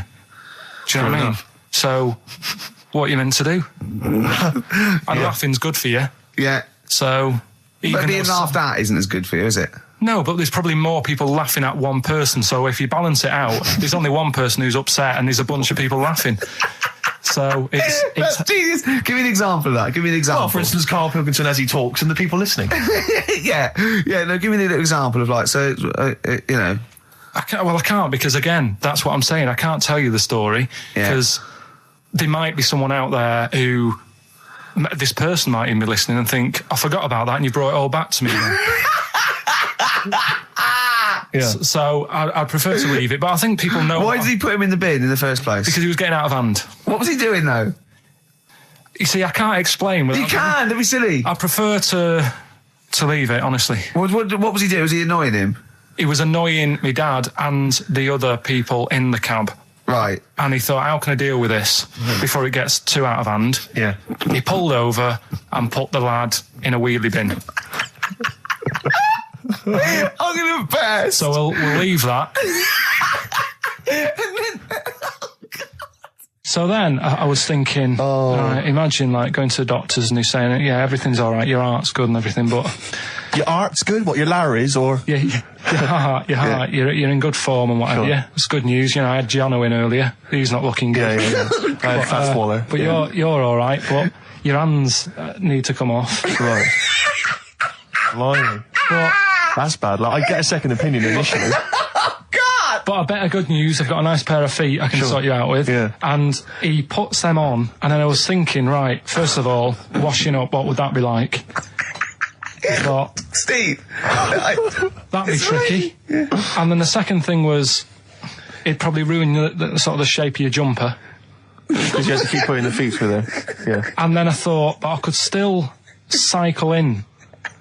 Okay. To work. You could run in. Well, that's the thing. You'd be really fast. Well, that's what I was thinking. I thought I could still cycle because I could balance, and then I thought, but the only thing is I probably couldn't pull the brakes. Because of the little short things. Yeah. And then, like you, I thought, but then again, you're running in half the time. So that's what was going on in last night. Right. That's what I was thinking about. Sure. Did you How long did this take? Well, how long does it take to wash up? Right. Because I imagine you just being there for like all night. Probably 25 minutes. How long did the little Chinese fella dance for in his pants? He's always doing it. Last night he was at it for like 10 minutes. Yeah. And his girlfriend never sits in the same room as him. She's always sat in the bedroom. She's going, you dance in pants again, I go in next door. Well, she was in the bedroom. She's always in the bedroom, sat on the floor, on the mobile phone. Right. All the time, yeah. It's weird how people's lives are just like, it is like that Groundhog Day thing. It's like, you know, he's jumping about in his underpants. The old woman's sat there reading a book. Yeah. And that's what got me thinking about my life. Do you think she ever goes... Are you sure she's not dead? Every time you look down there, she's just flicking through she's just reading this book. The pages never turn. She never seems to finish it. She never moves from her chair. Are you sure the Chinese Her girl's cats going... are dead around her. I'm going into next door again. That little round-headed fella's smell. looking in. He's looking in at me. The bouncer goes, don't worry, love, I'll go and beat him up. But he's always getting ready. That's true. They see you staring at him, washing up, going, I could have feet here, and they get scared. The old woman's dead. Oh, Carl, dear. can you tell us roughly which neighbourhood you live in, so that we know? It's central. Central, is it? Yeah. Wow, imagine if that little... Was he a Chinese fella, did you say? Yeah. Imagine if he was listening now. I'd love him to call in and explain his actions. Well, he might be on some other radio station talking about a lad who's always washing up and looking at his hands in a mysterious way. But do we know this doctor that would go, well, all right, Carl, you can either leave them as stumps or I've got a lovely little pair of feet. Why? I mean, I told Jane this, and Jane went, is that the only choice? Could you say, could I have some dead man's hands? Have you got any? Where do you get the feet from? Where do you get the feet from? Can I have? What would you rather have then? Human feet or monkey paws? Well, I mean, that wasn't an option last night. That if the doctors said... No, it wasn't an option last night, but don't forget, it's in your head, Carl. This didn't happen. I'm just saying, at the time, that's all the doctor had to offer. But, you know, it's your head. You can go anywhere. No, it wasn't a real doctor to offer. It's in your head. You can go anywhere. You're not trapped. Yeah, but if you can do anything, then you'd say, we'll sort us out some other hands. Fair point. Let's play record. We gotta come back to this. That's Feeder, Just the Way I'm Feeling, on XFM 104.9. Ricky Gervais, Steve Merchant, Claire Sturgis. Well, he's defying me. He's not calling in. We're going to give out his number and he's not calling in. That's even more annoying. Who does he think he is? I don't know who he thinks he is. I'll tell you I'll tell you who he is. Yeah. He is a little bold Mancunian. Let's never That's let him who he forget that. is. I don't know who he thinks he is, but there's the fact. Just, Carl, call in, because you're annoying me and Steve. He's been slagging you off as well, Steve. Well, go on. In the week, you know, he was slagging you off. I mean, in the week, I was joining in and laughing along, but now I'm thinking but now I'm thinking that you're more on my side than he is. Thanks very much, Rick. I'm glad to see you've come round. He said he was. I was in the pub with him and Johnny. Oh, right. So there's a little audience. Good. And he went, have you seen Men in Black 2? I went, no. He said, have you, Johnny? He went, no. He went, there's a thing in it that looks just like Steve. And I went, what? He went, it's a thing, he's got really gangly arms and bulbous eyes, and it just works really fast in the Aliens registration thing. And I went, all right. I said, well, bring that up Saturday. Since he's not here, you know, what do you think of that? Well, the reason is, I think the problem I have is this, that if I was to say things like that about Karl, I'd destroy him. He'd be a broken man after I'd finished with him. Call in, Karl, or Steve's going to say a few things about you. I'm going to get a couple of home truths out there. I can't believe it. I cannot believe it. Yeah, we were, you know, at the time I was joining it, we were having, you know, slagging you off on other things as well. Sure. But now I'm thinking, maybe maybe you were wrong. Maybe I was taking the mickey out of the wrong person behind their back. Because the Night from Patti Smith, co-written, of course, with Bruce Springsteen. Oh, it was a co-write, was it? Yes, I thought indeed, he wrote it. yeah. Wow, there you go. Learning something on XFM 104.9. Ricky Gervais, Steve Merchant, Claire Sturgis. No Karl. Well, Karl's annoyed me. He's not playing. He's not ill. Another digit from the number? Yeah, just do one more digit, Claire. You serious? Yeah. Five. Yeah, 5. Good. 5, so 1 5. Okay, great. We'll keep doing that. But I'll tell you what. The best revenge is living well. Indeed. Why don't we just do a brilliant remaining 50 minutes of show, and show the people that we don't need Karl. High five. Let's do it. Okay, you don't need Karl. Right, let's go. Starting now. Some brilliant stuff. Bad Company. Can't get enough of your love. I'm in a rock mood because Karl's made my blood boil. Yeah. Really. I might even play a song, you're probably too young, called Spirit of the Radio by Rush. It's sort of like, for rockers and people like that, it's like the ultimate sort of pomp, rock, progressive pop song ever. It's classic. Yeah, you might hate it, or you'll love it, or you listen to it ironically. I love it. Do you know what I feel like doing? What? Writing a little sort of hymn or a ballad. About to Karl? To Karl. Yeah. We've tried threatening him. That's not worked. Give out one more digit. We got half hour to go. Because they're 3 digits, so it's what is it? 07968. Yeah. 15. Next digit, please. 7. Okay, 157. Right. I hope you're making a note of that. You'll be able to phone Karl, leave messages, tell him what you think of him. Unless he phones. He can stop this at any time by just simply calling here in the studio. You can just call and say, okay, don't... you can just call and say, please don't give my number out. And I'll go... As I always do when I'm winding him up and I'm slapping his head and I'm sort of like spitting on him and stuff. Eventually he goes, shouts, stop it, and I go, well, you only had to ask. Exactly. So if he calls, I go, you only had to ask. Yeah. Oh, the phone's going. Play that break. I'll answer the phone. It might phone. be Karl. Oh. Wow, here's a bit of a turn up for the books. Karl Pilkington on the line. Right.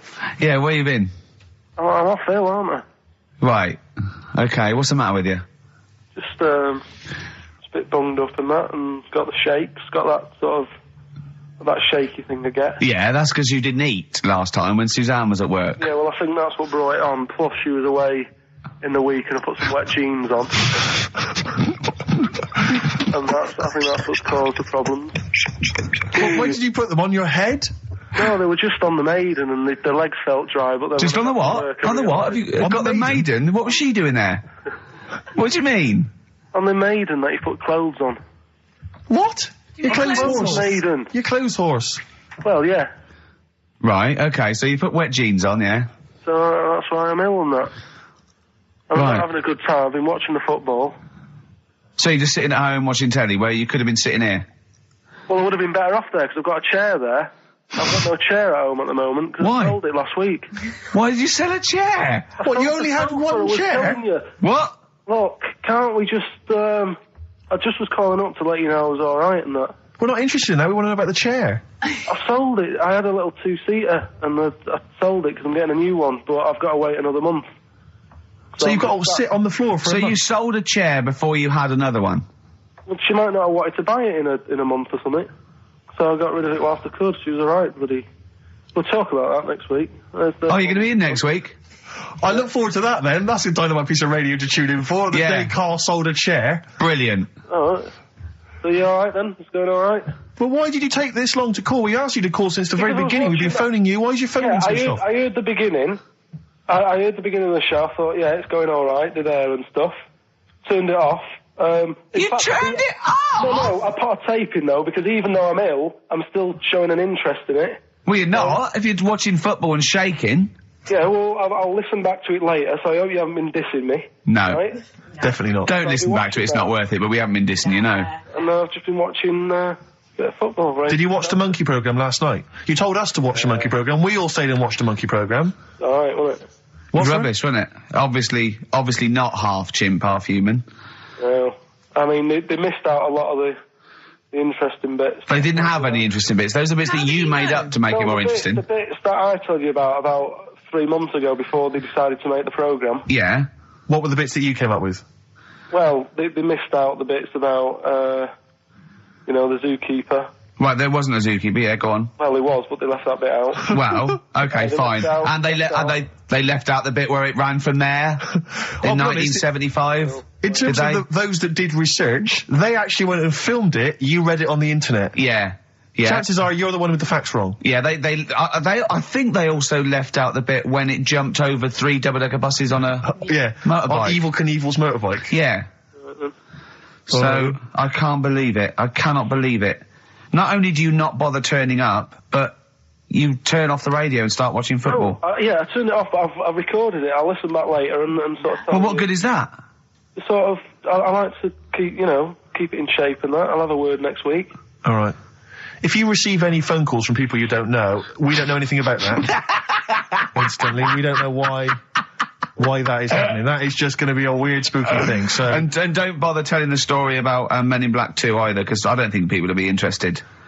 Actually, on the subject of Men in Black 2, what? Have you seen that, Steve? No, I haven't, Carl. Tell me about it. You should see it. Go on. Why? Because there's this thing in it. Go on. What, a stupid, bald Mancunian tosser? No, weirder than that. There isn't anything weirder than that. Big eyes, it was gangly. Keep talking. You've got to see it, because you wouldn't believe how the likeness and that. You've got to get the film out tonight. Right. It's not as weird, it had a normal voice, right? He's done you and he's not even here! I'll tell you what, mate, it ain't worth coming in next week. Stay on the line, Carl. Play a record player. Kings of Leon, Molly's Chambers. What do you think of that, Carl? Alright. There's a surprise. Another insightful remark. Steve is not a fan now. Not only does he know you've been slagging him off behind his back. No, I wasn't slagging Steve. If you get it out on DVD tonight, you'll know I'm not slagging you off. It could be your brother. I love the fact that it makes it worse, but he's thinking you're going to go, oh, he wasn't slagging me off. It does look like me. I do think I'm an alien. I love the fact that you hope Steve will go, he's got a point. It's a spitting image. Yeah. I am, seriously, Carl, I'm really angry. I'm so angry with you at the moment. You haven't seen it yet? No, I know, because I know what it's going to be, and I'm just... Why? I'll tell you why I'm angry, because he doesn't do it in jest. No, but what do you think it's going to look like? What do you think this thing's going to look like? Going to look ludicrous. It's not going to look anything like me, but he's going to pretend it does. Go on, what? Go on. No, it does look like you. Yeah, of course it does. And you looked like the human Z. Well, I mean, to be honest, you did a bit, Carl. You walk like him, you're bold like him, you got a sort of gormless face like him. Any more? I don't smoke. That does. I'm not arguing with you. I'm not well on that. Oh, you're not well. What exactly is wrong with you? You whinger. Well, it's just, do you know, like I always tell you about the restless leg syndrome I've got. It's like that, but all over. So you're just shaking around the house? I'm just, yeah. What do you look like, Elvis? What are you doing? You're shaking around the house. I'll tell you, with your bald head, you probably look like an enormous vibrator. Oh, God. That's what you probably look like if you strip naked. Oh, you'll have the Scottish widow coming round. Oh, dear. That's what's her name, by the way. I heard you talking about that. That's Amanda Lamb. Amanda Lamb, who's in the Place in the Sun programme. Is she actually a widow? Is she a Scottish widow? Hoots, man, my husband's dead. Do you want any money and a bit of my clam? Brilliant. All right? That's the sort of quality you've missed out on today. Well, anyway, you're going to be back next week. We need you back next week. Yeah. Yeah. Well, how do you know? Also, how did you know you were going to be ill today? Because you phoned and arranged this yesterday. Convenient. And I spoke to you yesterday and you didn't sound very ill. I felt ropey yesterday. You've got a bit of a bunged up nose. Even though I have a bit of a bunged up even though I was nose. ill, I still sorted it out. Yeah? I'm a little bit sweaty. Even though I was Carl, ill, sorting it out does not mean you phone up Sturgis and send her down. That's not sorting it out. That's making things worse. Have you learnt nothing? Thanks, Claire. If you're not part of the solution, you're part of the All right, problem. mate. Yeah. My leg's a little bit achy. Wearing wet jeans. I put wet jeans on again. My lasagna it was frozen. Can you hear the venom and hatred in our voices today? We genuinely are upset and angry with you. Yeah. Can't believe it. I cannot believe that Right, well, the thing is, we'll be back to normal next week, right? We've got Billy Elliot doing the film next week. Right. Any prizes? Got some good stuff. Have you got any films with Burt Reynolds in to give away on VHS? And I'll see you then. Great, we're looking forward to it already. I'll see you later. See you later. Good. All right, So Carl, had a looking good forward week? Yeah, not bad. Have you? Going on holiday now, aren't you?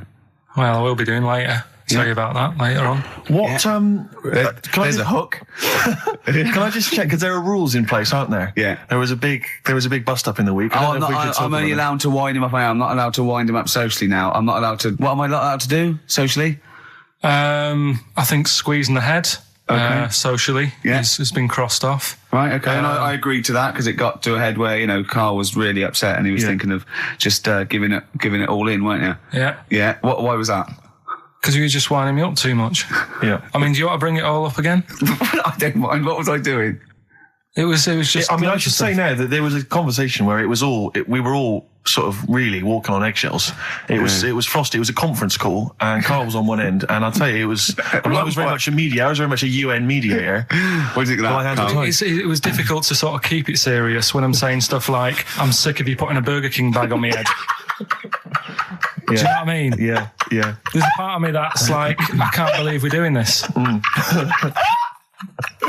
I like about it is that I'm laughing and going, well, I won't do that anymore. And he's going, you can still do it on air. And like today, I came in, I went to squeeze Eddie, went at 1 o'clock. I love those rules. Yeah. I love those rules. Well, between the hours of 1 and 3 on a Saturday, you can squeeze his head, you can put a Burger King I bag on can't his... wait. It's terrible. Oh, But dear. that all started last week as well, really, because I got in a bit earlier to do an edit for you on some track that had swearing in it, right? So getting early, he comes in, first thing he does is go to sort of squeeze me head. And my reaction was, not now, do it later. As if it's all right to do it later. So that's kind of what made me think this isn't normal. We should just point out, when we say squeezing your head, what exactly does that mean? I put my hand on the front. I do 2 experiments, right? Yeah. One is the side, because you can crush an egg sideways, so I think that's more dangerous. Right. And I actually put my elbows out, and I pressed like a vice, and I really go for it until it really hurts. And the front one it shouldn't hurt so much, if my experiment's right. I don't know. Well, it was all this that sort of, built up. Sure. And the research that you're doing there, Rick, is that going to be available online at some point? Well, that was the problem. That's what I was saying to him, because it kind of started last week. Well, it's been going on since we've known you, hasn't it, really? Yeah, but I just upped it last week. It got out of hand a bit. I upped it to when I think it got to ahead on Thursday when I filmed it. That was it, yeah. That's right, yeah. I brought in a cameraman to film me torturing him, and there was some people from the 6th floor being shown round. Yeah, some management and that, showing probably clients round, sort of, they've probably been on all the different floors, same what all the different radio I've seen stations Dr. do. Fox. This is XFM, the sort of this sort of noise going on. Yeah. You see them all look down and saying, don't do that, right? Sure. They might want to spend a load of money. Yeah. And he's doing that, he's wrestling with me, he's filming it. So that's when I just thought, It's mad, isn't it? And then when we were having the argument on the phone, I was saying, has this been some sort of experiment? He did. He said that, and of course I lost it. Yeah. But it's all good now. Do you want to squeeze his head before we play the next I record? won't at the moment because we've got to get on. It's not right, and that annoyed me as well because I was trying to find out where he was going. I was filming him. I was going on waiting for Carl. Told Johnny he's meeting a mate at 6, which annoys me on 2 counts. And I'm just doing it to the camera, so I'm gonna follow him and just turn up and go. All right, where you been? But then when I came and he went, I'm meeting a mate, and he told me where it was. So I told him that spoils my fun. Of course. Because you'd want to just track him down. I don't want him to like it. Yeah. Which is sort of pulled the rug under my carpet now that he's going to let me do you know what I mean? It's just, it's a little bit annoying. It's that thing though, you see. This happened years ago to me, right? When, you get pally with someone and then you wind each other up and then there comes a time when you just go over the line. Yeah. Right? What happened? Well, it was this lad called Anthony, right? Who was my mate. Yeah. And we used to sort of always have a little fight in the toilet and that. Right? Sure. Punch each other. No, I want to wipe it. And the punches, used to get harder and stuff. And then, so he hit me harder. Turned out into a proper fight. Yeah. I chipped his tooth on the sink. Right? Right.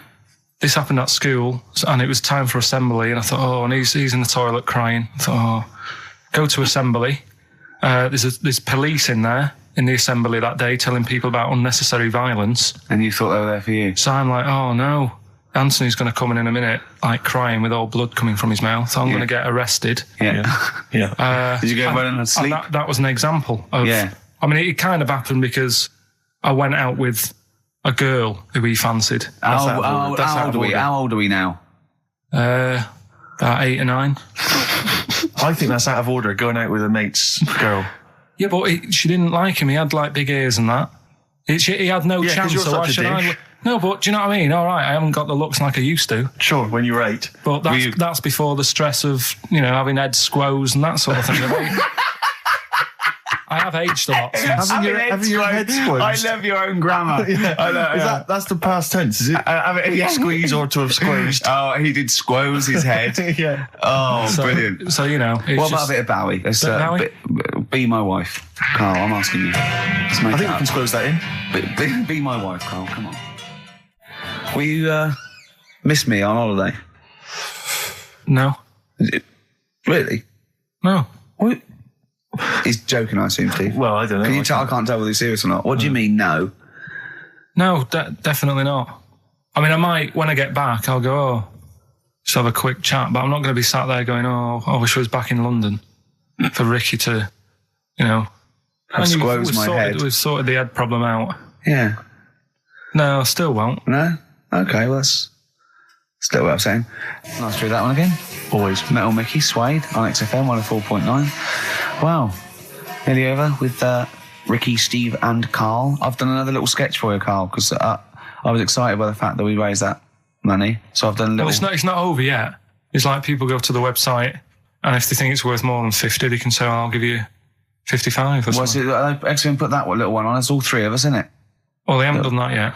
No, but they can put that on next week and they can frame it for them, can't they? Well, if they have a look, xfm.co.uk/Ricky, you can have a look at it if you want it. Just pay some money and...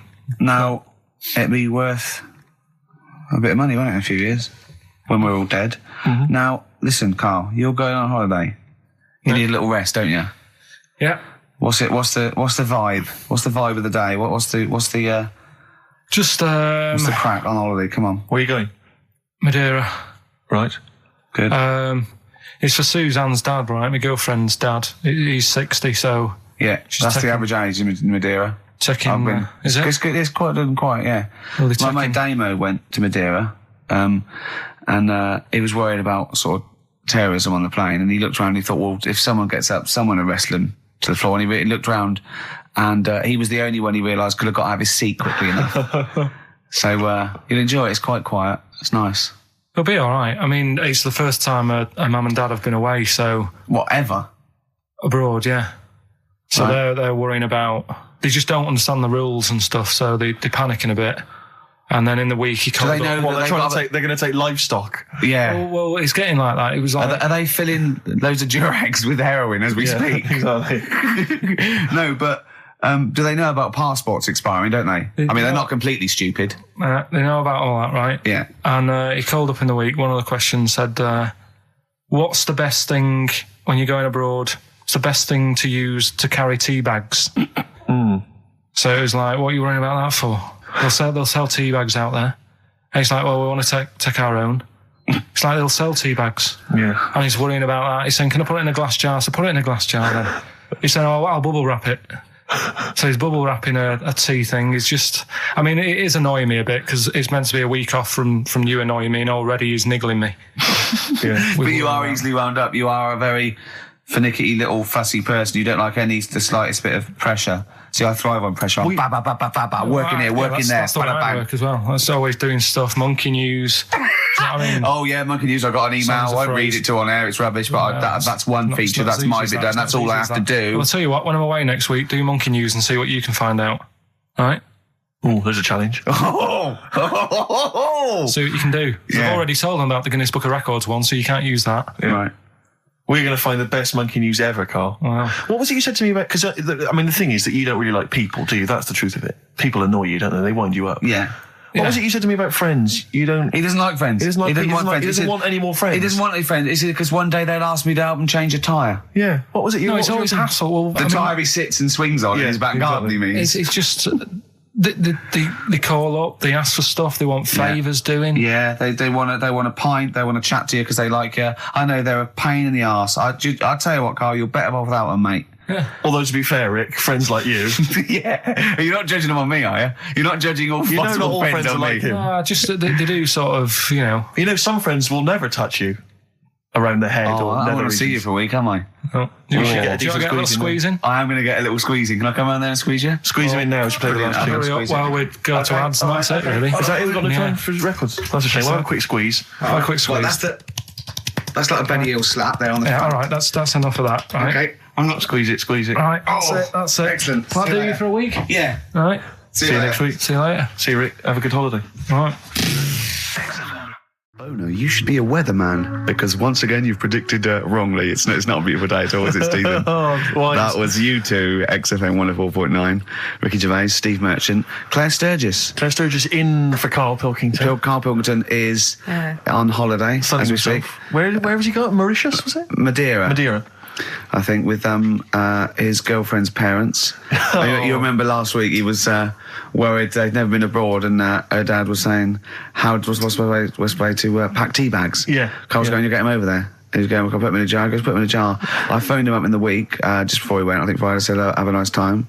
And out Sunday, and he said, guess what he's doing now? What? He said, he's packing margarine. Oh, of course he is. Oh, bless him. My dad does that. My parents always take tea bags wherever they're going. Really? You know, for fear of there being some kind of tea bag drought in France. Yeah. You know. Is it wrong? But I mean, I don't know. Is it because of maybe English breakfast tea you can't get over there? So But you can. Can you though? I mean, You you can. You can get Because pizza frankly, tips. you know, you tea can is take probably the single most popular drink in the world. I know, but what about the fancy foreign teas, your Earl Greys and the like? Well, I don't know. Because I want good English breakfast. Don't bother me with Earl Grey. I don't know what that cup of tea is. It's not tea to me. It's laughable. It's weak. It's pathetic. Do you know what? Earl Grey with a little bit of skimmed milk isn't so bad. Oh yeah. Yeah. Oh, And is your husband a fan? We've started. It's all off already. All It's right, all we've kick-started. having a little go at each other. Sometimes sort of pretending, you know. Sometimes pretending we're not close mates. You know, Yeah, close yeah, personal friends, you know. all that Sometimes- innuendo and that. Oh, smutty. Yeah. And I got freaky goggle-eyed Oh, thing. hey, once again, I go too it's far. I ruined sometimes it, go too ruined it. far. I do ruin it when I go too far. So let's be fatty. nice. Wow, let's have a bit of blur. Ooh, Well, clever man. Placebo and Bitter End. XFM 104.9, Ricky Gervais, Steve Merchant. Claire Sturgis in for Karl Pilkington. Doing a good who's job. in Madeira. Indeed. Is that where the cake's from? Yeah, it's his named after, I think, yeah. Excellent. Yeah. Excellent. It's nice, lovely. It's sort of, I don't know where Madeira is. it's sort of off Africa. Okay. But it's, I think, There are a lot of Portuguese. old people go there. isn't There are a lot of old people there. There are a lot of Well, old people Carl there. is essentially a He's old 50-year-old before his time, man in the body yeah, of a 30-year-old. yeah. I know, yeah. I think it. Whereas Ricky Gervais. Whoa. Oh, Party by the Pool, it was. It was actually really good. I'd much prefer that than we went to Greece once, and we wandered in this place by mistake going through this, and it was just full of people in Everton shirts and Liverpool shirts and just drinking lager. Like, oh, where's the fun in that? And just I can't. The idea of Butlins, millions of families screaming around would drive me mental. Butlins is the most extraordinary place I've ever been to. I went there with a bunch of friends. We can't slag it off, but I mean, not Butlins specifically, just anything. No, I'm not slagging Butlins off. No. It's just But it is was an just I've never been to an Butlins. extraordinary Yeah. place. The bars themed. One bar themed in the Wild West style. Brilliant. But a tribute band to Status Quo playing. Really? It was extraordinary. So you walk in the swing doors, and there's Status Quo playing, and everyone else is, all the staff dressed in cowboy outfits and cowgirl outfits, serving drinks. I've told you this before, but I sneaked into Butlins. We sneaked in one night, and we didn't know what was on, and they were serving lager and chips, and there's just loads of families and lots of northern men in short sleeve shirts and kids running around and stuff. And so they just arranged the chairs in this sort of dance hall, and they went, and now, ladies and gentlemen, the entertainment for this evening is David Copperfield, not the magician. And it was the bloke from Three of a Kind. Of course. He came out, he did it all, he did all the jokes, he did all the, hello, how are you? Oh, you're nice. You know, to people in the audience. And then his finale was he stood on a chair because there wasn't a stage, and he did classical gas, seriously, on guitar. And then they went out, right, and he went, thanks for it. He went off, and they stopped clapping, and he came back on to get his jacket. Oh dear! Oh no! Yeah, it was great. There was also a girl-boy duo in blue satin called Joint Effort, which I was loving. And at the end, right, I think it was on a Saturday night, so people were leaving sort of the next day, or Friday night, they're leaving the next day, and the kids and that were sort of like going to Redcoats, and they were crying. Right, and all the Redcoats and Joint Effort, and they did We Are the World. Oh wow! Amazing! What an amazing night that was. Extraordinary. Yeah, They are incredible places. yeah. Blur, Out of Time on XFM 104.9. Ricky Gervais with me, Steve Merchant, Karl Pilkington. Yeah. Steve's a bit quiet. He's got a bit of a sore throat. Oh, a bit of a sore throat. Murder all week. It's been murder, Rick. We couldn't work all this week No, I've been because off sick. Steve's been in Bristol. Carl, you're not impressed? It's just, I don't understand why having a sore throat sort of... Oh, he's done you. Right, what if the sore throat was so painful it was like you've got broken glass and razor blades in your throat? You can hear now that I'm not even speaking from down in the throat, I'm speaking from the very top of it like that, so it sounds a bit weird. But you're right. What? Your hands are all right, aren't they? Yeah, but we talk when we're writing, don't we? I can barely talk. It was agony. I couldn't sleep because it was so painful. Even when I was just lying there, motionless, it was hurting. I just was surprised because I got back off holiday and called Ricky and said, all right, is Steve all right? And he said, he's had to go back home or something, and he's stayed there because he's got a sore throat. Yeah. I didn't understand why you can't, just go home. I mean, how old are you? What? I don't understand why you've got to be 29. at your mum and dad's when you're feeling I a bit ill. happened to be at my mum and dad's, now I'm talking like you, when this sore throat really kicked in. So I thought I may as well stay and get a bit of the creature comforts of home. Do you know what I pictured though when he told me? See, my parents aren't like yours, Carl. Your father would have popped down to the phone box and maybe looked to see if there were any kind of throat lozenges. Strepsils. Yeah. Whereas my mum phones at the doctor first thing she can. I'm straight down there with my dad. They're snapping into action. They're trying to sort me out. It's a bit like that Ronnie Corbett thing, isn't it? Sorry. That sorry thing. You're right, Carl. Yes, you're absolutely right. It's just like that. Oh, No, dear. it's just because You just went on holiday with your parents. Well, not with mine. No, with right. Suzanne's, and it won't be happening again. So Well, that's that sort. we'll have more about that a little bit later. Pain in the Luckily we came in a few times, didn't we? We've been here since about 11:30, haven't we? Yeah, sorting Doing it. stuff out. Doing a show. What, have you been squeezing his head, or? No, that's strictly between the hours of 1 and 3. We established that, and I've kept the rules, haven't I? I did practice the grip in the week, didn't I? Yeah, just to see what method he was going to use today. Yeah.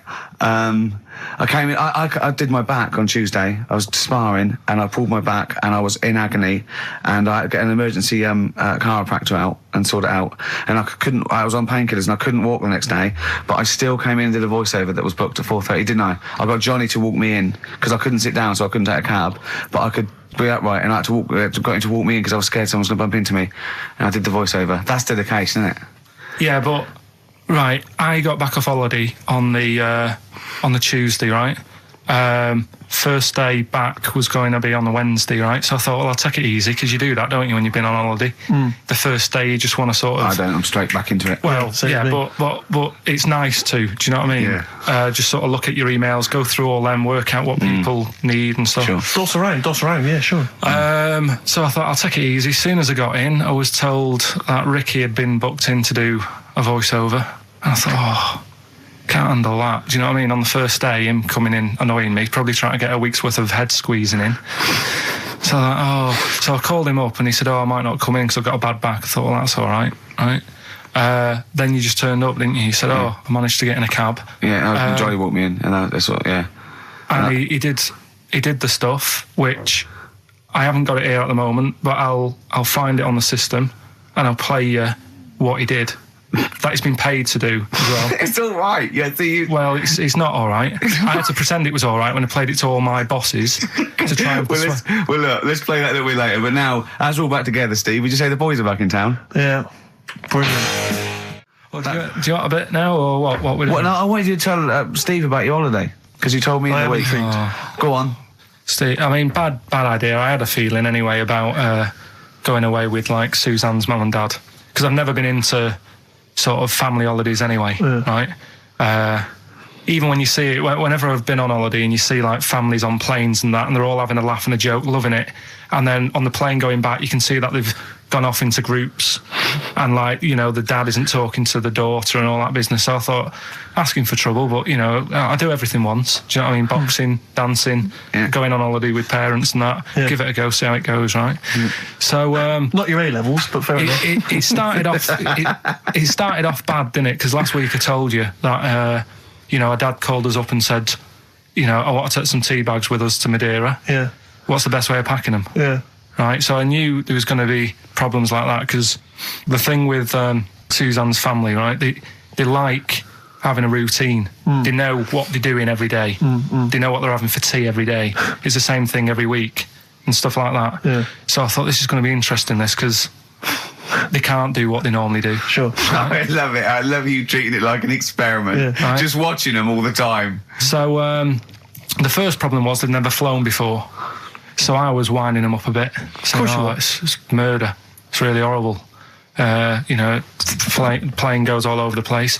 And Mum had done some research saying, well, I've been reading about it, and She got a funny accent. more people, there's more chance of me being killed on a donkey than there is on a plane. So I upset her. I said, right, Especially when we if you get go to there, Spain. I said, when we get there, let's see if there's any donkeys on the beach. Yeah. Right? And she didn't like that.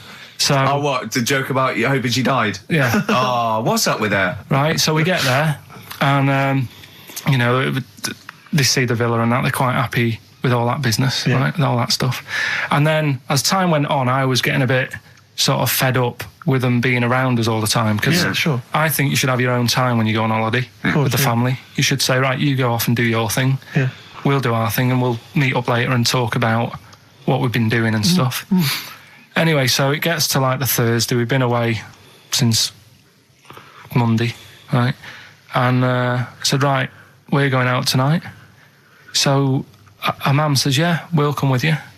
I said, no, it's just us. We're having a bit of time on our own, right? Is it true you said to her, you told me this, you said to her, you started to annoy me, I want some time on my own?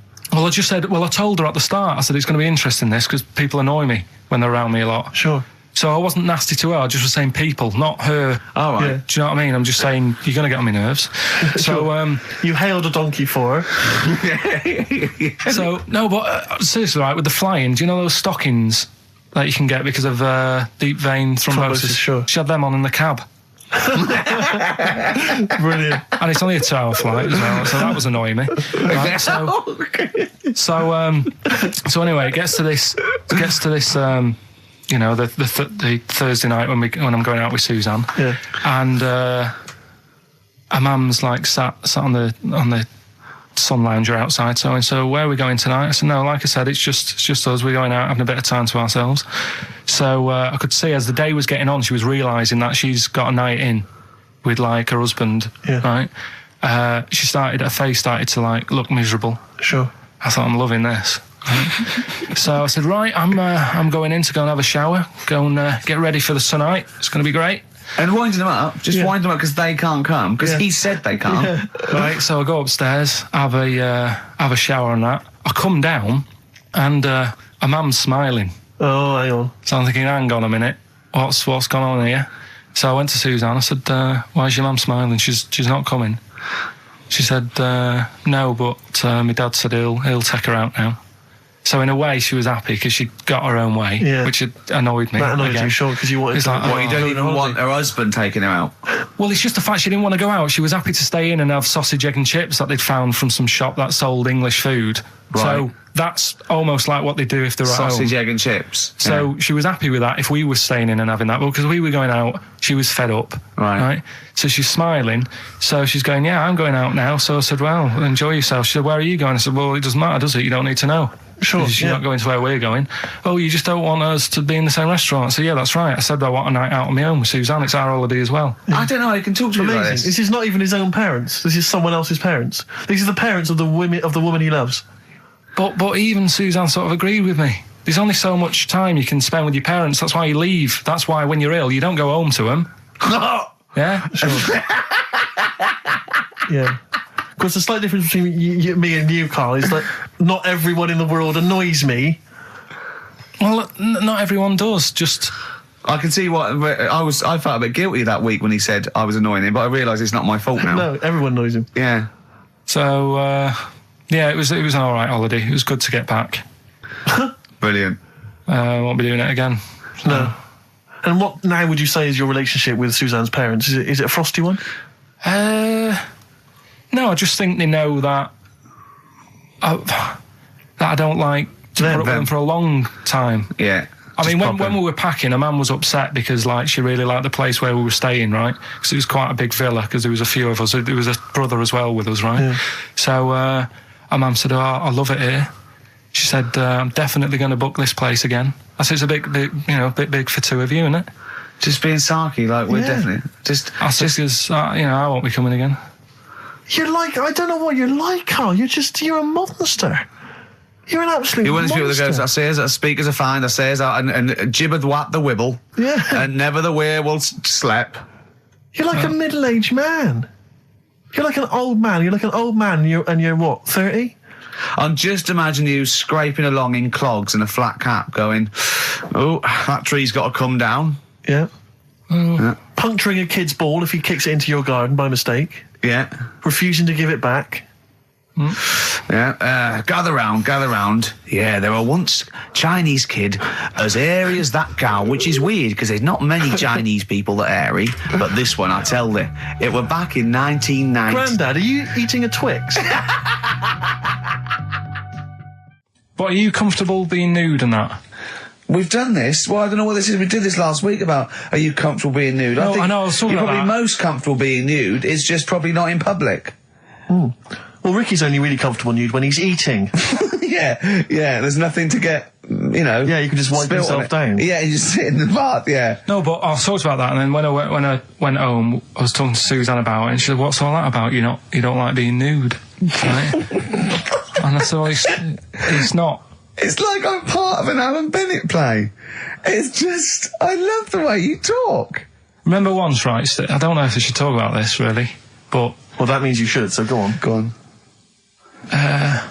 Oh, yeah. Right, we went to Tenerife, right, one year, and I was still living in Manchester. I'm scared now. Yeah, I don't know I'm actually scared. I'm thinking about Suzanne, but she's Well, working. I don't want to know anything about Suzanne, to be honest. No, but it involves me more. Let's hear the story. But I'm just explaining to you that I don't like being nude. Yeah. So you're in Tenerife. In Tenerife, right? Didn't have much money. Stayed in this apartment that wasn't that nice, right? Had cockroaches in it and stuff, right? Yeah. Didn't have much money to go out at night. So we're in this sort of death trap of an apartment, right? Anyway, so when I was younger, right, had a bit more energy. So he's 30. 80, I know. So, start having it away a bit. It's a joy. Beautiful. It's good, yeah. I've been here to a while. I love it. Go on. Right, so, doing what I do, right? Yeah. Someone starts banging on the door. So Suzanne Everyone's says, at it. Right, so you mean knocking on the door? Right, okay. knocking on the door, right? So Suzanne said, you better get it. So I said, I can't get it now, can I? I'll have to wait a bit. Right? I can't go to the door. Go on. So the banging's getting louder. Yeah. Someone at the door. Yeah. And she's like, hurry up, it must be important. I'm like, in a minute. So anyway. I don't want to know anymore. Keep going. No, come on, finish the story. Open the door. It's a fireman. So I just stick my head round and he's going, you'll have to get out. The building's on fire. Right? So I'm like, in a minute. Sorry, you weren't still having sex at this point? No, but, you know, Right. still sort of got to wait a minute or I can't get my pants on. Oh, Carl, I wish I'm so sorry. Right, go on. To the So listener. now, So the place is burning down. So it could be a serious big fire going on. Yeah. I'm sort of waiting. You can hear people sort of screaming and that, panicking. Is that because the door's open and you're nude? The fireman's saying, will you get out, will you get out? I'm saying, in a minute. Right. And Suzanne was saying, you know, think of something that's not sexy. Sure. So I was thinking of people, you know, thinking maybe down in a fire might sort of calm you down. Yeah. Then the fireman said, we need a big pole. Yeah. Yeah, Sure, go on. But what I'm saying is, that, to me, I wouldn't have wanted to go out and be safe over, do you know what I mean, over being naked. I don't like walking about without on. So what I'm saying is, even if that fire... I love the idea of everyone huddled in there with all the firemen. It just, the camera's pans along and there's Carl. Yeah, a just local news report. naked. With still But would standing proud. you have gone out, we're now on, But why do I have to go out with now on? I'll just grab a pair of jeans. alright, but you've just, you know... What? There's a fire, Carl! Yeah, but See, not everyone looks at men's packets. That's only you, remember. Most of the other firemen wouldn't be going, oh, look at him. But He's what I'm interested in is he's how pleased long... to see us. Carl, how long did it take? And did the thought of dying in a fire help? After a bit, but the fireman sort of had a go at me. Sure. What do you mean? Well, he wasn't happy that I was dawdling. Well, to be fair, But what can you do?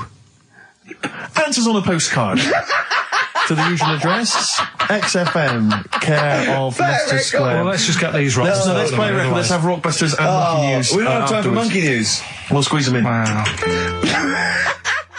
Lil Kim, and I believe that's Mr. Cheeks there, just busted it on the mic, and that's called The Jump Off. Talking of cheeks, Carl, have we got another instalment of Cheeky Freak of the Week this week? Yeah. Have we? Excellent, look forward to that. Is there some monkey news? Goes without saying. Of course. Does it really? That monkey news is safe, isn't it? It's not like, You're always going home with monkey news.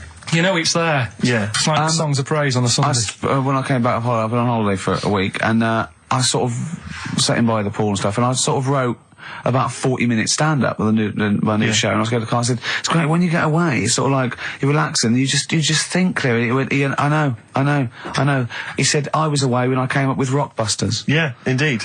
Absolutely. I was buzzing about writing 40 minutes of brand new stand-up. Yeah. He equated that to coming up with Rockbusters.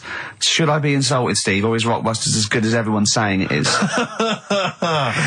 Is it the one good idea? Is it like E equals MC squared was to Einstein is to, you know, Rockbusters is to Carl? What if I do this, Rick? What if I played you some adverts right now? Yeah, and then we talk came about back it. with some Rockbusters. Yeah. You could make the jump for yourself. Maybe I'll do Rockbusters and show people how easy it is to do it wrong. Adverts, then Rockbusters. And a cup of lovely coffee. Cup of coffee in the cup. Yeah, cup. coffee. I want a cup of coffee. So I wanted to ask you something. You know, but again, we've got to be careful here. You know when you wouldn't leave the building that was on fire because you were standing proud. Hang on, we need this. Some people now don't know what you're talking about. Carl, you were on holiday. Yeah. On holiday in Tenerife, right? Yeah. You'd had a moment of intimacy with your girlfriend. Yeah. Yeah. A knock on the door. You had to stop and get up. And you peeked around the door. It was a fireman saying, get out. But you didn't want to leave because you had a... Yeah. Yeah. It was a little... Yeah. Yeah. But what I don't understand is you maintained that while looking at a Spanish man dressed as a fireman. Yeah. Is that true? Is that the fact? You maintained... I'm sorry to say, you maintained you know, arousal whilst looking at a gentleman dressed as a fireman. No, is that, these are the facts, and they are undisputed, right? Did you maintain... I'm not a machine, though. Do you know what I mean? I can't turn it on, turn it off. Right? But you were talking, I just thought, talking to a fireman, you'd have probably lost it. I don't know, but you didn't. No, but the other thing was, I mean, I was talking to Suzanne about it again, right? Yeah. She said, what are you talking about that for? Right? I said, oh, it just crops up, right? Yeah. And the dilemma was, you see, I wanted to try and make sure that it was a proper fire because that was the last condom we had, right? So it would have ruined the night. So I didn't want to, like, it was like, you know, well, what's going on? Is it, do we need to get out? Yeah. Is it a proper fire? Yeah. And you, and talking to this man in uniform, was he, what did he look like? Was he good looking? Did he look like Ricky Martin, say? Was he good looking? Was he good looking in his uniform? I can't remember. Can't remember. Did he have a moustache? Better play a record, haven't we? Is this bringing it back? What? You look uncomfortable. What? Did you just switch this on with your hand? Why wouldn't you go to the monkey sanctuary down in Cornwall and just go around cuddling as many monkeys as you can? I'm going to tell you something now. Go on. Go in there next week. Are you? Yeah.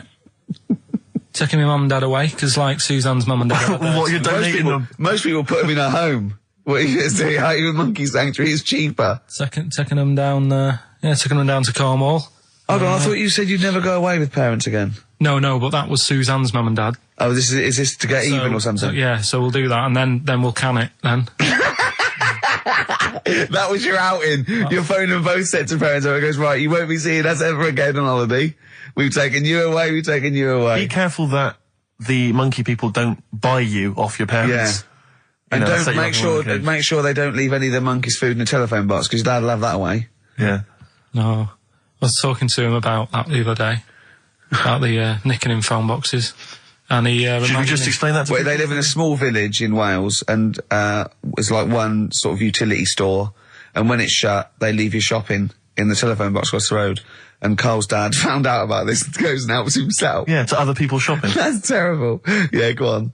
And I was talking to him about that, saying, you know, have you picked up any surprises in the phone box? And he said, no. We were talking about other stuff he used to do. One of them used to be going in this supermarket, right, in Manchester. Yeah. Needs a new pair of shoes. Yeah. Go in, take a new pair off the shelf, pop them on, leave his old ones there. Really? And walk out again. Yeah, brilliant.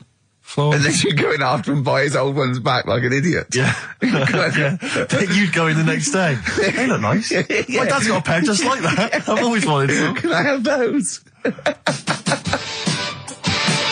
Incidentally, we don't advocate the stealing of shoes from shops. Or the joyriding and killing people. Unless you've got one day left. Okay. Or phone boxes. Yeah. Anyway, other stuff I did do proper research on in the week. Go on. Having testicles done. Having your testicles done? Yeah. What does that mean? Same magazine that was doing the hanky coverage. Letting you know what all that's about. Sounds like a great magazine. How can we get him as a pundit on these news shows like Newsnight? Do you know what I mean? Sky News. On there, wouldn't he? Just on there, just ask him what they think. Wouldn't that be amazing? Is there a producer out there that would take a chance on Pilkington? It's Pilkington, Raggy Omar, Ian Hislop, and they're a panel of people, and they just ask people. Yeah. Yeah. So you can have your testicles made bigger. Why would you want to do that? Well, that's what I was asking. What's the point? Well, the actual testicles, or do they just inflate your ball bag? Because you could do that, couldn't you? You could have some air injected so it was like a big... so they'd look bigger, but they'd rattle around inside, wouldn't they? Make a little noise, wouldn't it, when you're at... like manacas. Like some kind of instrument. Yeah. That was sort of like one of those African instruments, just like a big sheep's bladder with all... There's Pedro on the maracas. Yeah. You just, yeah. Yeah, just stripped to the waist. Yeah. With us hanging out. Why, and then why when you're sort of like, the neighbours would think, what's he doing? He's been playing those maracas all night. And really, you were... Yeah. You know... Why the mouse with the ear on its back, go and keep it down. Yeah, this is really loud to me. Hey? Why would someone have that done then? You brought it up. Yeah, Well, presumably so that they could draw a little funny face on them. Yeah. Obviously. And you could let them down after the holiday, like you do a Lilo. Exactly. Just let 'em- yeah. On holiday, you're floating round, you know, like you're just in the sea with your big instrumental manacas, right? Just floating. You're having a whale of a time. Like people playing it as they go past. Exactly. All right, Carl. All right, Become a bit of a sort of local celebrity. Yeah, look, there's Carl with his floating manacas, like a big jellyfish, right? Yeah. And then the end of the holiday, or Saturday. If you've got a little pair of tight speedos, you'll be like Jordan walking around. And then you just like, just let them down when you come let back. the knackers down for the plane. Yeah. Because apparently they do get bigger, don't they, as you get older? When you're an old fella. No, I think they get lower. I think that's it, that testicles and breasts get lower. Is that purely gravity? I think so, yeah, probably stretching a bit, innit? So is wear the and tear. Is the old fellas who are walking about saying, oh, sick of these? They don't tread on them. Well, that's You know, why old people have always got to have a little sit down. You know, Yeah, 100 yeah. metres. Yeah. Stick them in the socks. Exactly, yeah. Or they can have I suppose you can have like a little ball lift. You can have a facelift, can't you? Have a little nip and tuck. Or probably a facelift would help, wouldn't it? Because if you pull your face up, That's going to bring the skin up. Bring up a little bit, yeah. Don't go too far. You'll have a little knob as a tie. But you can, you can tighten stuff up. Speak for yourself. Steve with his kipper tie. That's a lovely tie you've got there, Steve. And you look so young. Yeah. What's that little sack underneath it? That little brooch. Well, wait. Playing with your little manacas all night, Carl. So, a chicken with teeth, and you can have your balls done. Imagine Kirsty Ward, whatever her name is, on Newsnight, saying that. And now, 2 features of the week. The war in Iraq, let's forget that. Who wants their knackers done? And look at this chicken. Careful, it bites. I think we should send this link to Dr. Fox and see if he thinks it's an improvement on what he heard during the Play a sonas. record. Play a record. Yeah, get this link, send it to Dr. Fox. He'd love it. All right. Plus, he'd be able to offer some kind of medical explanation. Yeah, exactly. Teenage Fan Club. Oh, Brilliant. 104.9 XFM. You all right? This is Carl, producer of Ricky Gervais and Steve Merchant. They're not about today. Ricky's on holiday. Steve couldn't be bothered. So I'm left here with all the DATs. That's a digital audio tape of all the shows they've done since they've been here over the last, I don't know, year and a half or something. So we'll play you some of the best bits. All right, so here's the first bit. I had some exciting news this week, Carl. You'll be pleased to find out. I'm worried that you might get a little bit jealous because it's obviously going to impact on your world quite strongly. Because I know you think you'd like things to be quite samey. You like the status quo to be maintained. You like the fact that in the past, we've had some crosswords. Because I remember. What did you think of me when I first walked in? When I first came in on the first day of XFM? I don't know why you're making a big deal out of it, because I'm just being honest, though. I'm just being honest about a lot of people who see you for the first time sort of go, well, he's a bit weird.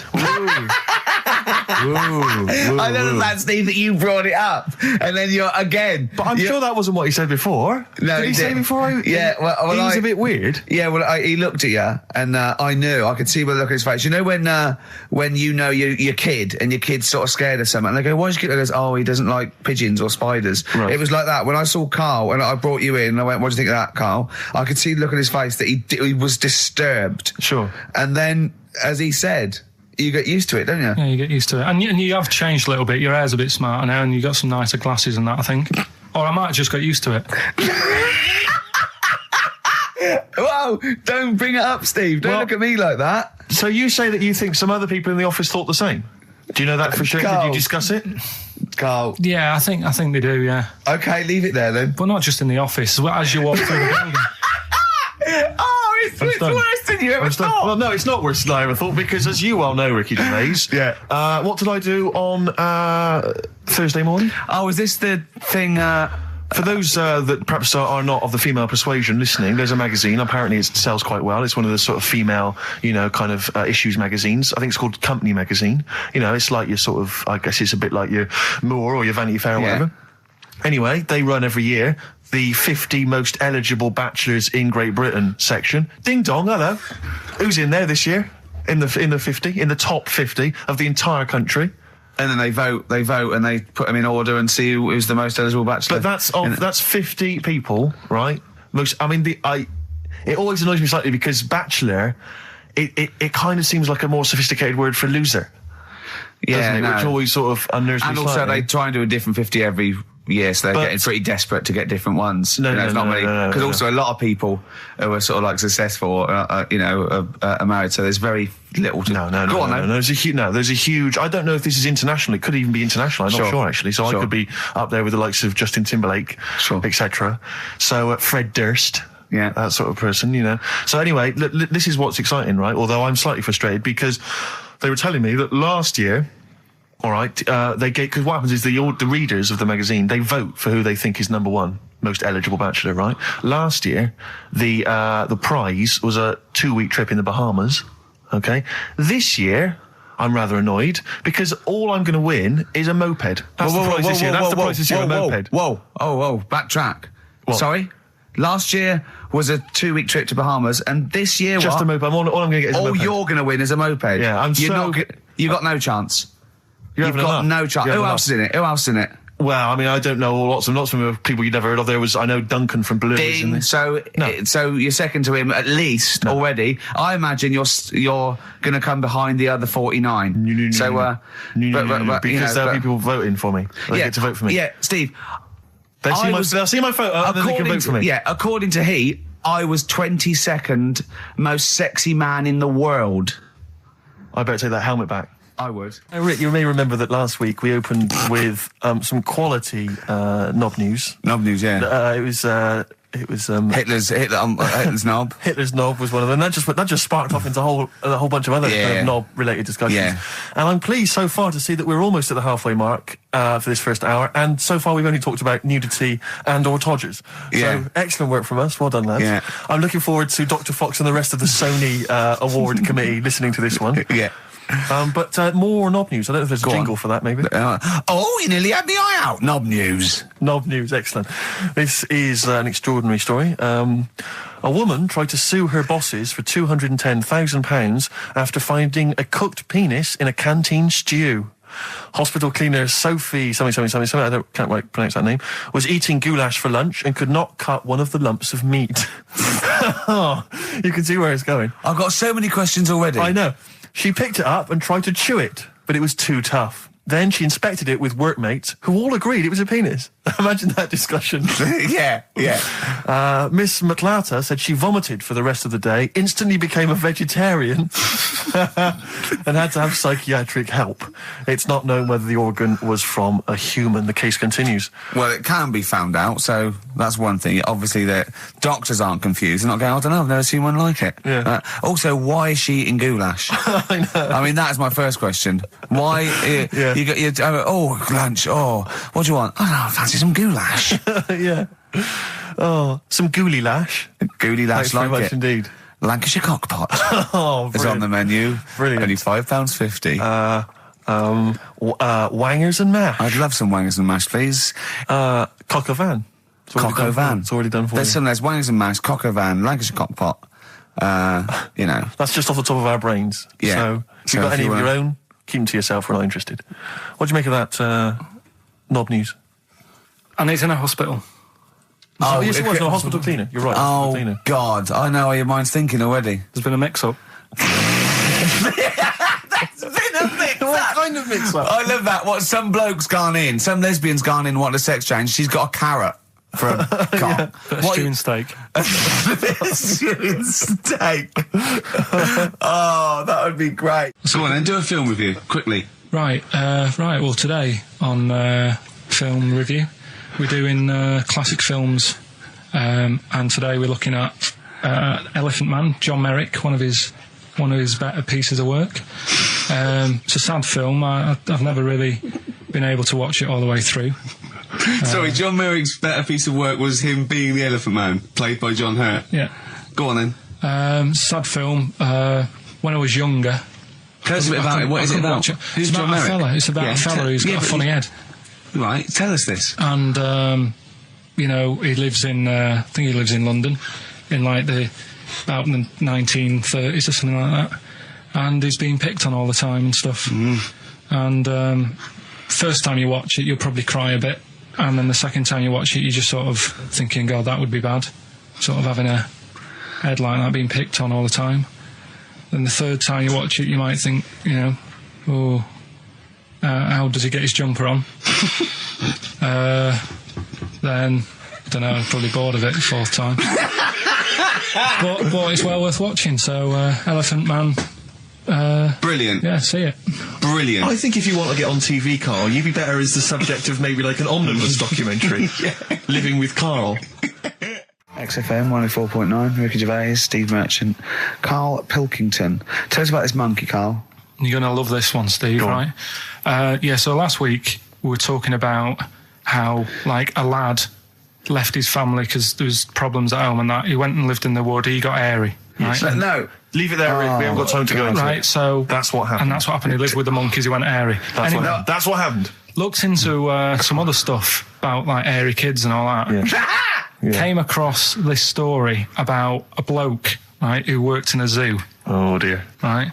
So... Trouble's brewing. Loving his job and that, but it's quite a lonely sort of job because you don't see many people, you're just dealing with animals all the time, right? Ooh. So anyway, he gets a bit pally with a monkey because it's the closest thing to a human. Well, that ape is. Right. Yeah, but you can't really go that close to apes. They're dangerous. What do you mean? What type was it? Do you Just mean let it was him tell the story. Was it a chimpanzee? I reckon it was a chimp, yeah. Yeah, it was you a don't chimp. even know, so it was that's a an chimp. ape. It was a Okay. chimp. Yeah, but it doesn't matter, does So it? he It's the gets story. pally with him. Right, so he gets pally with What, him. did they go on and holiday together? well, no, I mean, it starts On the off. pool It together. starts off just checking each other out and probably sharing lunch and that together. Yeah. Right. Anyway, this goes on for a while. They're getting on well on that, and then after a while, right, the monkey starts sort of imitating him a bit more and sort of walking upright. Oh God. Yeah. Right. So he thinks, oh, that's a bit weird. Anyway, they get on really better and what have you. So he thinks he could live at home with me. This Yeah. because we're getting on the storm. Yeah. Right. So he takes him home, and before Is you this know the it, beginning of Beneath the Planet of the Apes? I think it is. I think you've seen this on video. I'm worried because he's already imitating him and they're moving in together. I'm thinking it's maybe a bit like Single White Female. Single White Zookeeper. Oh, brilliant. right, so Go on. anyway. So he's moving in, and it's getting used to sort of the normal human life. He's having a cup of tea in the morning. Yeah. PG tips. He finishes the day off with a dear. Finish the day off with what? He with does, a he doesn't little have to brandy. move a piano at one point, He does he? finishes the day off with a little brandy. Yeah. What, he pours himself one. Is he wearing a smoking jacket? Yeah, I'll tell you what, Carl. You're a maniac, mate. no, this is why it attracted me. It's amazing, right? So he's having his brandy and that, loving his life. Next thing you know, he sort of I don't know if he loses it or he gets shaved, but the top half of his body is hairless. Right? Apart from his head. Right, so he's got a nice So it's the head. opposite of the kid. Well, no, Yeah, this is what I'm saying. that would happen. Right. Well, hang on, but so you don't know if You he don't was even shaved know. or if it's How did it say? Then the hairless. What? I'll bring it in for you, the story, and then you All can right, see well, if okay, I've gone keep wrong. going, keep So going. anyway, so this is going on, and he's having a great life. Then the zookeeper starts getting a bit annoyed because he's having a better life than the zookeeper. The zookeeper's in the zoo. This is such So the rubbish. zookeeper's still got to do a day's work. The monkey's at home, he's partying, Well, he's it got gets his to a other point when he chipmates says round. there's no point you coming in to the zoo because the whole reason of you being there was because you're being kept there. Right. And he didn't want to bring the memories back, so he said, you stay at home. So You are you're talking such. Just let him finish. God, I don't know if I can sit here and listen to this drivel. I'm fascinated. it's It nearly sounds over anyway, amazing. right? It sounds extraordinary, Carl. So he's walking up right, he's having a tea in the morning, finishing the day off with brandy. Gets a bit out of hand, only tries it on with the zookeeper's wife.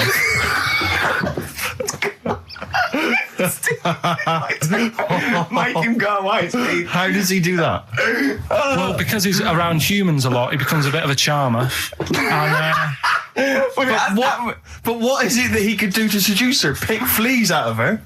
he didn't say. But- He was built. Yeah, it's well done. so what about that? What do you mean, what about it, Carl? It's obviously not true. I don't understand how. I love the fact he becomes a charmer. He's got better taste in brandy. Exactly. And What was it that he was doing that seduced her? I don't know. I thought maybe because he was at home more than the zookeeper was. But what would he be doing, I Carl? love the fact that- He's not going to be talking with her. They're not going to be playing like Trivia Pursuit. Maybe she liked the silent type. He didn't go into that. He just said that's when the trouble started. Carl, play a record. Right. Is that what Suzanne did when she brought you up? That was Radiohead and They're There. We're Not Here, all right? Pre-recorded. Coming up is, one of Carl's little things. Enjoy it.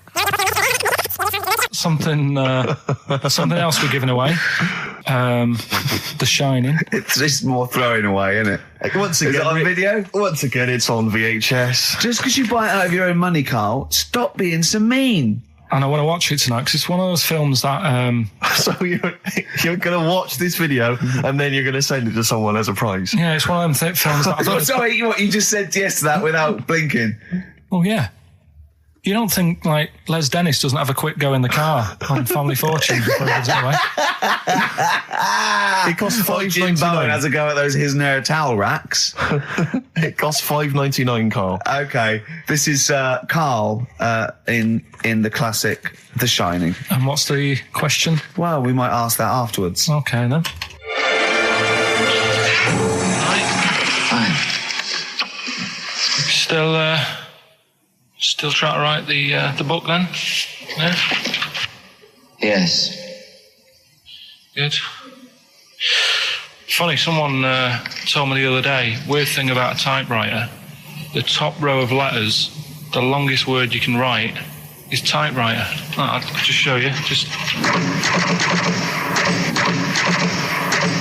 That's weird, isn't it? It's just the typewriter being...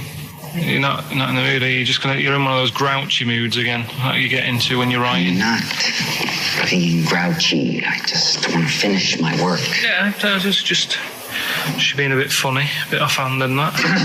Let me explain something to you. Go on. Whenever you come in here and interrupt me, you're breaking my concentration. You're distracting me. And it will then take me time to get back to where I was. Understand?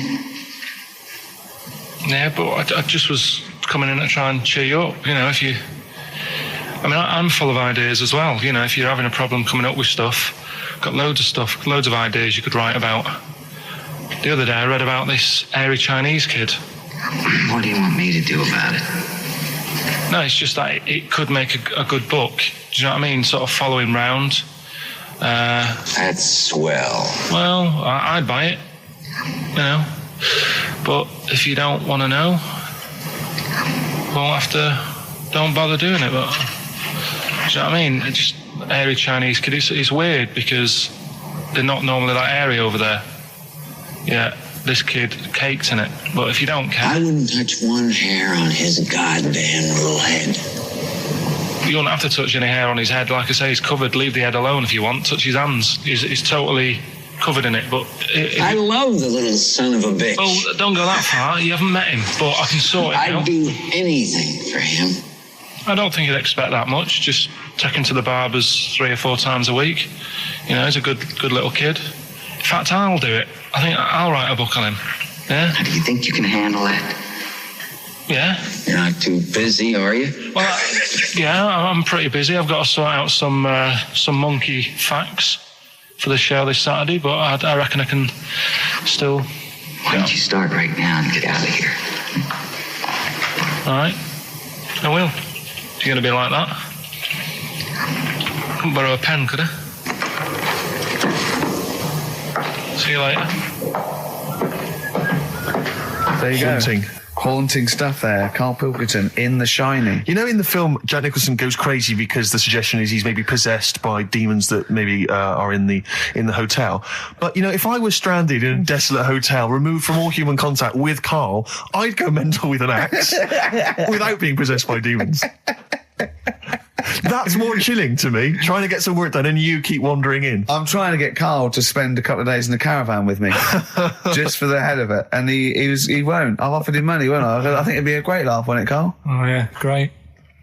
That would be terrifying. No, I want to film it. I just want to film it. Like a little video diary. There's Karl there, he's just waking up. Well, if I was stranded in that would be like being... I may as well be with Freddy Krueger and Jason Voorhees. That's more scary. The thing is, Ricky doesn't mess you about as much as he messes me about. No, you see, you've given him an inch. You've given him an inch and he's taken a yard. 12:30 you got in today. In 30 minutes between 12:30 and 1. The old bin lid on the head. He wanted to do that again. Yep. Squeezing my head, think he had a go at. And karate chop on the back of the neck. Yeah. All in 30 minutes. Yeah. Who else can say that? Who else can say that? Anyway, Karl, look, you almost let it slip then as you were talking about your filling out that application form. There's some big news that everyone needs to know, which we were stunned by in the week, although the more we sort of talk to you, the more it starts to fall into place. Yeah. But Karl, what's the story? That I haven't got me exam results from my GCSEs. He never turned up to get his exam results. I was working. And so, how many did you take in the end? Because you weren't even sure about that, were you? You think you took maths and English, don't you? Yeah. And you think you've handed in the artwork for art, don't you? Now, art was continual assessment, wasn't it? Coursework. And what was the you made? I made a man sort of putting his arms into a car.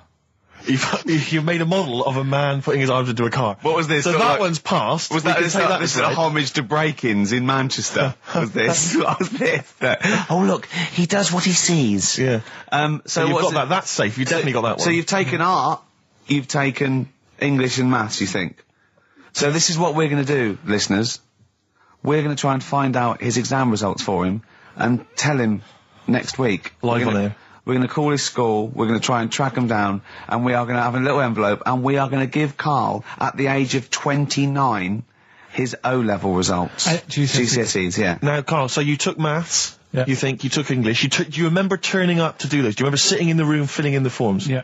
Okay. And how did you feel you did? I don't think I did well. You don't think you did well? Did you revise? No. Why didn't you revise? Because I don't really believe in it. Okay. Well, it's just that if you don't know it, then you don't know it. You shouldn't have to start looking at a book. If I went to like the hospital, Yeah. and the doctor said, "Oh, you need your appendix out," but hang on a minute, I've just got to read up on it. Yeah. That isn't good enough. Okay. He should know, and that's the way I feel about it. To be fair, though, He did do the revision beforehand. yeah, they don't usually pass on, like, maybe, like, when they're in practice. Yeah, 7 years information down they the took in line. by osmosis. Yeah, yeah, and bloke comes in and goes, "Can I just see what you did with that?" I goes, "You've passed." Yeah. Phew. That's a good one. Yeah. Good job I watched Casualty.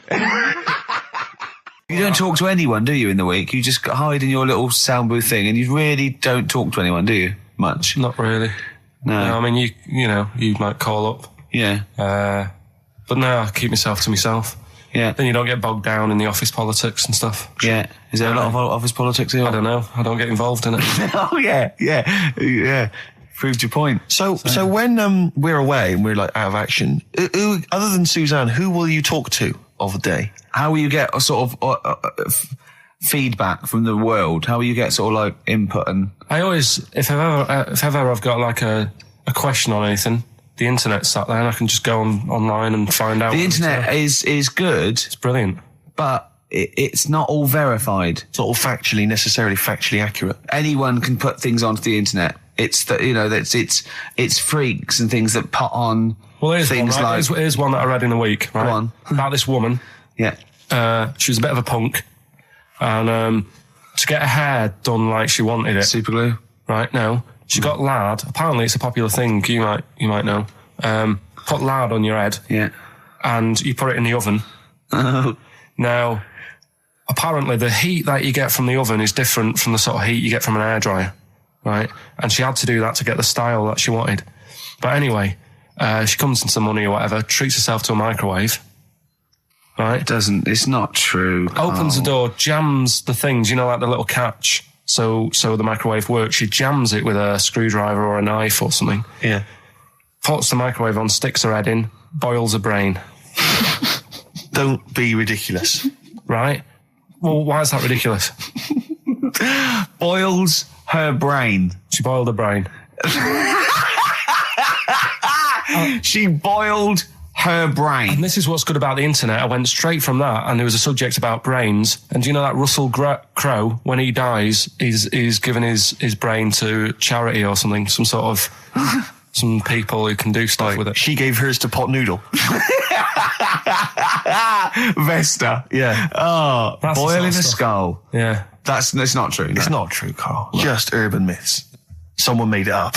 Yeah. For a laugh. They're just too convenient urban myths. Everyone's you can tell an urban myth's not true because it's always this happened to a mate of mine, and when you say what happened then, they go, don't know, that was it. Was it? Was that it? Was it? Someone boiled a brain and that was it. There was no more story. Well, Were there any dates, locations, times? I think it was in Belgium. That is a blinding record. And before that, Rick, what do you make of those adverts? They were great, weren't they? I like them, yeah. I'm going to buy all them products on the way home. And that's endorsed by Ricky Gervais. He's won awards. Yeah. Rick, do you remember this? This was a hilarious moment. No, you'll remember this when you hear it. It was when Karl said something that was basic. Well, I think for a lot of people it sounded like a lot of old bollocks. Man grows penis on his arm. I mean, why people are constantly losing their penises around the world? I've no idea. But why? I didn't realise it was a bit. What do you mean why on the arm? It's just a graft, isn't it? Yeah, but put it on like your buttock or your side. Not, you can't wear a short sleeve shirt. Why do they've done that before? I don't understand it. Why not just graph it onto the side of your leg or something where it's high up, close to where it should be? I don't know. To get it used to the environment. Like when you were like released a duck into the wild. I've never understood that. If there's a doctor, again, you know, we had a doctor last time, there's someone who can let us know why they put it on the arm. So they can keep an eye on it, presumably. He's not going to work with this knob on his arm. He's probably in a hospital bed and under examination. Right. So what do you think? They pop the knob on the arm, say, come back in 3 weeks. What do you do, by the way? I'm a mechanic. Keep the long sleeve shirt, because the blokes go, why have you got a knob on your arm, mate? What are you talking about? He doesn't go back to normal as a teacher. Sir, what is it, Simpkins? You got a knob on your arm. No, don't worry about that. Do your maths. What do you think this bloke's walking around with a big knob coming out of his arm? Why on the arm? So they can keep an eye on it. So it's not... But if he's in bed, just get him to not put any undies on or whatever and just have a little sly look at how it's going. Even in hospital, if you're in a shared, like, little hospital room, people going, oh, I've had heart problems, what's your problem? He's there with his arm out. He's got his knob out! Yeah, but I don't think it counts as indecent exposure when they're grafting a knob on your arm, sticking that up the bed. Imagine if he's driving, he's just got it out the window. People driving by. Yeah. At the end is that bloke giving me the finger? At the end of the man grows penis on his arm story, it says, a Moscow surgeon said the man will be able to have sex in a few months. He said, women will never suspect. But what kind of a doctor talks like that? Yeah. I'll tell you, it's his cock now, seriously. The birds will never know. He'll be able to go berserk. Yeah. They'll never realise we grew it on his arm. That is unbelievable. Will he have a little scar on his arm, do you think? Yeah, I don't get it. Like I say, 83936 if there's a doctor out there. Or indeed if you've ever grown... Or a tailor. Making you a shirt. What side do you wear your cock on, sir? It's on my left arm. So let's take us back a few steps, Karl. What's the story? Right, so I did some research, right? Let's just recap again. There was a guy you read about who had his head chopped off. He was guillotined. Yeah. He had said to the people around him, I'm going to blink once I've had my head cut off to so show the brain that life, can still... or the brain can continue to work after death. Okay, so we queried that. So you weren't having any of it? Well, no, possibly for a few seconds till the oxygen stops being fed to the cells because the blood has drained away. But, nothing spectacular. So right, go on. Well, along the similar sort of lines, right? This is quite a few years ago. This fella sort of upset the royal family doing something, right? So they said that this isn't good. It wasn't Ben Alton at that Jubilee thing, was it? I can't remember what it was. And they said, right, that was terrible. We're gonna cut your head off. You gotta show people like you can't be doing what you've been doing. What was this, the 1970s? When you say a couple of years ago, you mean maybe sort of... Was it the olden days when the phones weren't very good? Ages ago. Yeah. Ages ago, sure. So yeah, fair enough. Yeah. So... Very philosophical. Yeah, imagine that when you wasn't here doing it. This was literally ages ago. Yeah, exactly. Yeah, Simon Sharma's History of Britain. Yeah. Oh, and even before that, which is yonks before, when it was all mental and different. Sorry, Karl, go on. So he's having his head cut off, and he's resigned to it. It's the day before. He's kind of got it into his head now that I'm not going to have my head much longer. Sure. So he said, let's make use of this. Yeah. He said, I wonder how long, the body can stay alive without my head on it, right? So they were like, I don't know. So, who were? So... The jailers? Whoever he was asking. These jailers with one eye. Yeah. Get out, punk. So he said, no, wait a minute, I've got an interesting scientific experiment, jailer. Well, fair enough. What is it? So, he said, what I want to do, right, he said, surely it's my last right. I'm gonna be dead tomorrow. Sure. So let's do a test. He didn't draw it out this long, did he? Yeah, he said let's test this out. He said do us a favour. He said it's my last day. What I want you to do is you're gonna cut my head off. Let's put a white line on the floor, Right. and see if, because there's no point asking how far he can sort of walk without an head if there isn't a line, because you don't know what to count. Do you know what I mean? If he loses his head and he's running around all over the place, you can't really count That's that. not impressive enough, yeah. So they said, let's make a white line. Sure. Yeah. Who said this? He did or they did? I think they started to join in with him and saying, well, let's make this a... Sure. You get it. Go on. So, they got Norris McWhirter down. The Guinness people. Oh. Yeah. So they said, let's get this white line. Yeah. And dedication's all you need. we'll do this tomorrow. And he said, all right, then I'll see you in the morning. I'll see you in the morning. Night, sleep tight. Bye. I love the fact that Carl knows exactly what was said. Yeah. Oh, that's beautiful. Yeah. He doesn't know the story or what order it is in or when but it he was. knows exactly what or was who said. said what, but he knows the introduction. All right then, see you in the morning. Bye. Oh, kissy. Oh, I'm not like that. Oh, you joker. Don't let the bed bugs bite. Yeah. Anyway.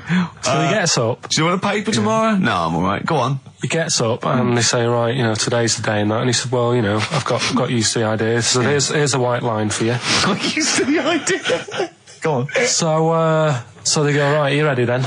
And he said, I go on. And they cut his head off. And the body walked 32 steps without a head. Wow. 32 steps. Incredible. And that's the lesson, really. Did it get as far as it walked along the white line, did it? Yeah, it stayed along the white line, did 32 steps, and then started to stumble a bit, and it just fell over. Yeah. But, it was a test that your body can still keep alive for a little bit. Yeah. When you've lost your head. Absolute twaddle. Absolute twaddle. What do you reckon you can do then without an head? How many steps? Nothing. There'd be muscular spasm, right? Yeah. It would twitch a bit. It would, yeah. You could not distinctly take 32 steps. The body... Well, don't... Yeah. Is the doctor still on the line? Yeah. The fella that bought 6 parrots. Yeah. And, you could have got 32 steps. Right, so A you don't beheaded believe man that. doing a bit of line dancing. Right, you don't believe that, but something that you do believe that a cockroach can live a week without an head. It can. Slightly different kettle of fish there. Why? Wow, insect to human is what I'm thinking. Yeah, that difference. There's not that much difference in Well, of some course there insects. Do you know that a snake has a heart and lungs and kidneys and stuff? Go on.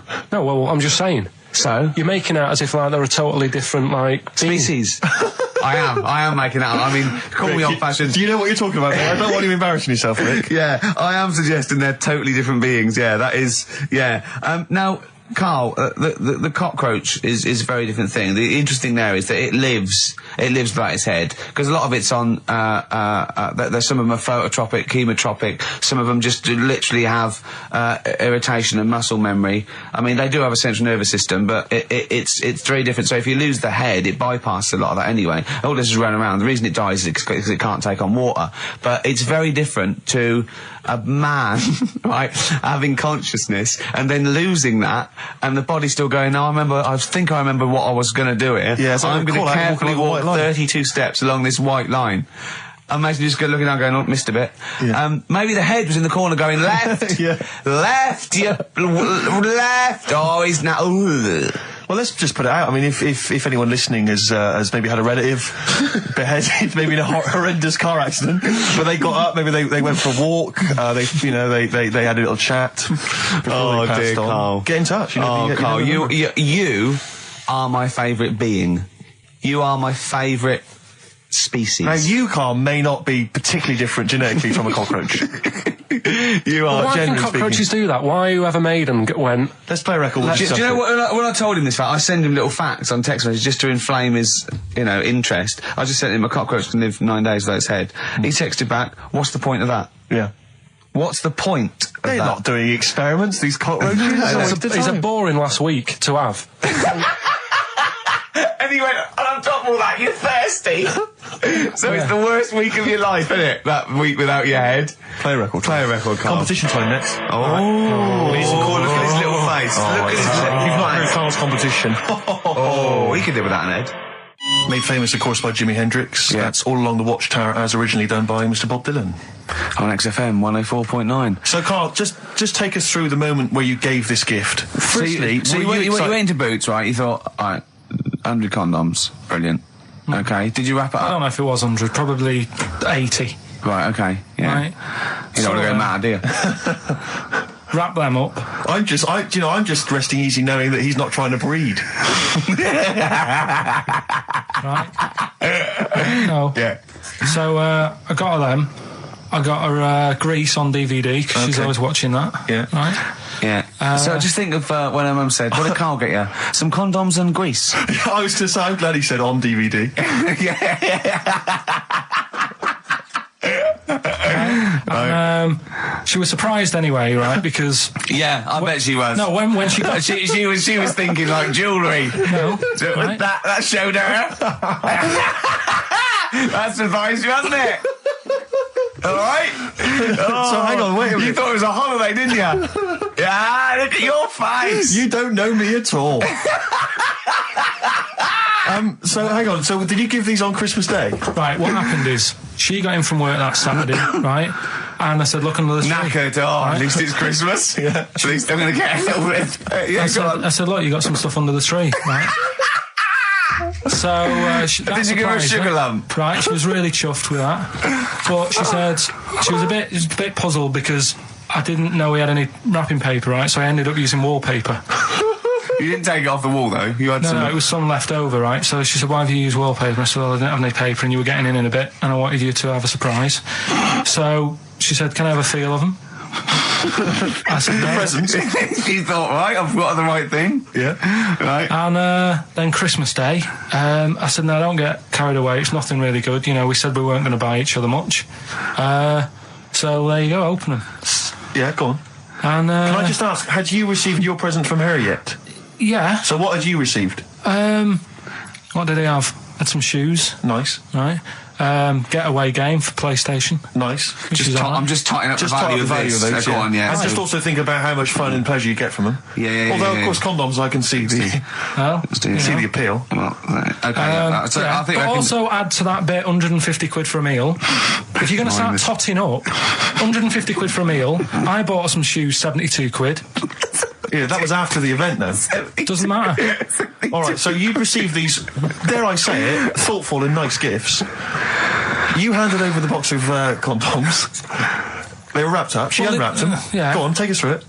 Walk us through it. Well, it's not something you play with on Christmas morning. Oh God! Oh, right. But when she opened What them, did she say? What did she say? Well, I wrapped them twice as well, so she thought it was something really good. It was Extra like, protection. Right. And So she thought it was something really good. and then So the disappointment would be doubled. Yeah, go on, yeah. then she just opened it and went, oh yeah, so what's on the telly? And that was God, that. That was ungrateful. that. What an ungrateful woman that is. Well, she Fancy got not, stuff. fancy not wanting I told her. a box of economy condoms from Boots. I said to her about the thing about, you know, it's all about the surprise and that, innit? Yeah. You explained that to her? Yeah. What, after she'd unwrapped it? Yeah. And she was all right about it.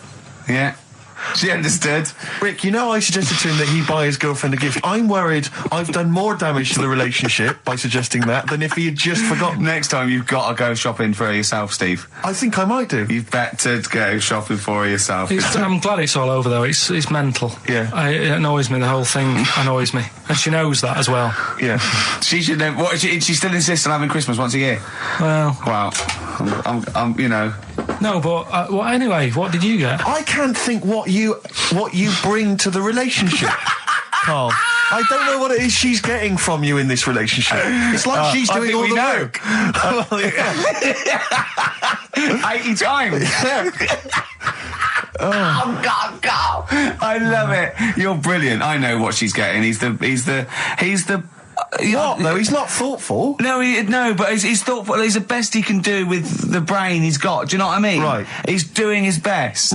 He's absolutely doing his best. There's no. He's working at the limits of his powers. Do you know what I mean? Though he's done as well as he can with what he was given. Sure. Yeah, I and understand. that's admirable. Yeah. It's like I think he's done better than you'd expect. I bet his teachers didn't even think he'd get this far. Do you know what I mean? What, find a girl? No, well, yeah, a job, a girl. Yeah. Do you know what I mean? Clothe himself. He's done really well. What do you think, Carl? You think you've done well? I think I've done all right compared to some of my mates. What are they doing now? Probably not that much. Do you know what I mean? Mrs. Matthews said I wouldn't be an high flyer. I think I'm doing all right. Yeah. Do you know what I mean? I have a holiday every year. Got somewhere to live and that. Yeah, got a new flat, haven't you? Yeah, so where are they then, the condoms? Did she show them to her family and friends? No. Take them into work? Look what Carl I'm surprised she told Ricky, actually. I was a bit disappointed in that. Yeah. Because I didn't go shouting around. Well, she was so like I got. excited, Carl, clearly. She was just so pleased and proud. Yeah. All right, play a record, we'll come back to it. No, that's it now. All right, XFM 104.9, Ricky Gervais, Steve Merchant, Karl Pilkington, not here. It's the best of. You've been voting in all week, sending your emails. So here's the clips that you wanted. Something I watched the other night, that was just good. Again, you know, I learn stuff from the telly. I don't watch the news. Yeah, well, you don't learn stuff from the telly. I'll tell you what, though. You told us there's a fat baby in the world. Forget about them. There's a spider eats chickens and there was a fat kid. Forget them in Iceland, right? Yeah. We'll give them Rockbusters later to do, right? Iceland! But what's her name? I'll tell you what is interesting, Steve. I didn't know that much about it. Autism. Okay. Oh, good. With some more entertaining stuff on XFM 104.9. No. Just to cheer up people. Go on, then. What? Go on. No, right. Have you heard about it, Steve? What autism. It scares me to death when he comes up, when he touches on a serious subject. We've been talking about wheeling a dead pope round, the Chinese don't age well, and ginger people are hated. And now we're going to touch on a really, my heart's in my throat. Go on, Carl, then. Tell me your insights to autism. Right, well, there was this, again, Channel 4 coming up with some good stuff at the moment, right? It might have been Channel 5. But what's the name? It's the attention span that I like! It's these people who, they've got like this autism thing going on. Yeah. And they sort of take in a lot of information. They get sort of they get so into it that they know everything about that subject and what have you, right? And there was this lad who, he knew everything, right, about EastEnders. Right. He sort of, the cameraman was saying to him, so, you know, why EastEnders and that? And he said, I don't know, I just like it. And he said, I remember when I first watched it, it was a Thursday, it was 5 to 8, Pauline Fowler walked in, she had a pink jumper on, she said, all right, love. And he remembers everything from that moment on. Yeah. Right, and everything, which is great, but then the way the programme was making out, it was almost like they were saying it's a disability. Right. When in a way, it's more like a superpower. Sure. Like Rain Man. But if you can take it's Rain Man. No, he has special autistic powers. Oh God! We were so for Rain Man. I don't know what to do. So I don't know what to do. So he would be a great contestant on Mastermind, sort of autistic mastermind. He'd be what I'm saying is, don't be watching EastEnders though. Sort of, why didn't they give him an encyclopedia and say, get into that? Sure. That'll be useful. Yeah. Keep him away from EastEnders. Wasting his time there. But I don't think it is a disability. No. Yeah, there are other things, and they're not. It's also autism is a matter of degrees. From what I know, and I'm sorry to have to do this, but I feel that I have to at least be the voice of reason, as ill-educated as I am on the subject. But I think there's degrees of autism. I think some are higher performance than others. There's other issues with it. It's not they're just got good memories. They don't go around doing tricks for people because they can remember stuff. There are other issues with it. Do you know what I mean? Right, well, I mean, they seemed a bit... But you watched the programme, what did you learn? That he knows when Pauline Fowler came in? Yeah, I mean, there was other bits where they couldn't control her emotions and stuff. Oh, that other little bit, yeah. But the main bit of it was he can soak up information and stuff, and I'm just saying, it didn't seem really bad. Do you know what I mean? There's disabilities where people say that's a bad disability. It's like how people say about... This is brilliant. This is just like this is amazing to be in a room with this man. It's incredible. You just wind him up and listen to what comes out. And I'm going to sit back now. I'm not going to defend you or explain anything. Just go on and tell me about the other disabilities that are worse. What I mean is how people can sometimes easily get mixed up. How people are scared of like a cyclop. When at the end of the day, he's got a disability. A bloke with Who's scared of a cyclop? No, it's apart just from like Jason and his Argonauts. Where's this cyclop that you're scared of? No, I'm just saying in history and in books and that. No, not in history. History happened. Yeah. What are you thinking of? You're mixing history with Greek mythology and Roman mythology and every other type of mythology. What do you mean there wasn't really a giant cyclop that went round picking up ships and throwing them around? That's not history, Carl. Do you think Batman's history? No, but it was ages ago, wasn't it, when we were sort of... No, I'm not saying it didn't happen ages ago. I'm saying it didn't happen. Well, he might have done. There's no. I mean, what's so ridiculous about a fellow with one eye? In the middle of his head, and he's big and scary and lives in a cave. Why is he scary? Because he's got. What if he had 8 eyes? I'd be scared of him. At the end of the day, he's got a disability. Oh, we'll talk about it in a bit. That's the sort of thing I think we need now, right? We've covered a lot of stuff. What, education? But teaching, yeah. Well, okay, what do you want to know? Don't know. Have you got something? Can you educate us on anything? I've been reading bits So could we bring back just for one night only, educating Ricky? Oh, I'm excited. Yeah? Do you think it warrants that? I don't know enough about it. Do you know what I mean? About what? It sounds perfect. Play the jingle.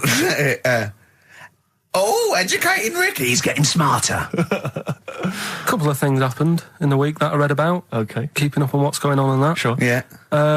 One was about that Galileo fella. Okay. Was it about 1636? Was it? I think it might have been not earlier. bad. Go on. Did some stuff with light and that. Yeah, he did lots of physical experiments, yeah. Is that it then, Carl, is it? He did some stuff with light and that. What did he do with light? What was that? Well, I think he invented the first... Telescope? Telescope. So I think it's a particular lens, though, and he did experiments where he dropped famously two different weighted balls from Pisa, and they hit the ground at the same time, showing that it doesn't matter, the weight doesn't matter, but air resistance does, and stuff like that. I think he probably explained it a bit better than that. Yeah, but I'm talking to Carl. Sure. Did they need to know He's stuff? just thinking about pizza. Yeah. Did they need to know stuff like that back then?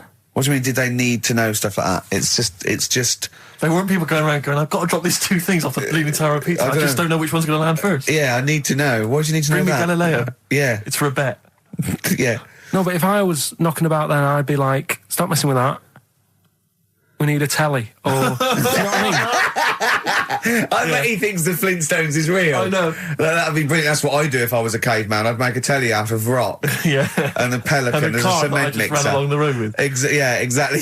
Yeah, we need a car. Yeah. Well, we haven't really got the internal combustion engine. Can you stick your feet through the bottom? Yeah, just get me a car, for Christ's sake. Anyway, so I learned that. And then... What? You learned his name. Yeah. Other people I learned the name of this week. Oh, if a chimp could watch telly. Go on, Carl, go on. Right. Badly drawn boy, born again. Right, just get this educating Ricky out of the way. So, Turkey, yeah. So what is this again? This is educating Ricky, is the tip included. Right. Apparently a fellow was on holiday in Turkey. He's just having a normal holiday. Weather's good.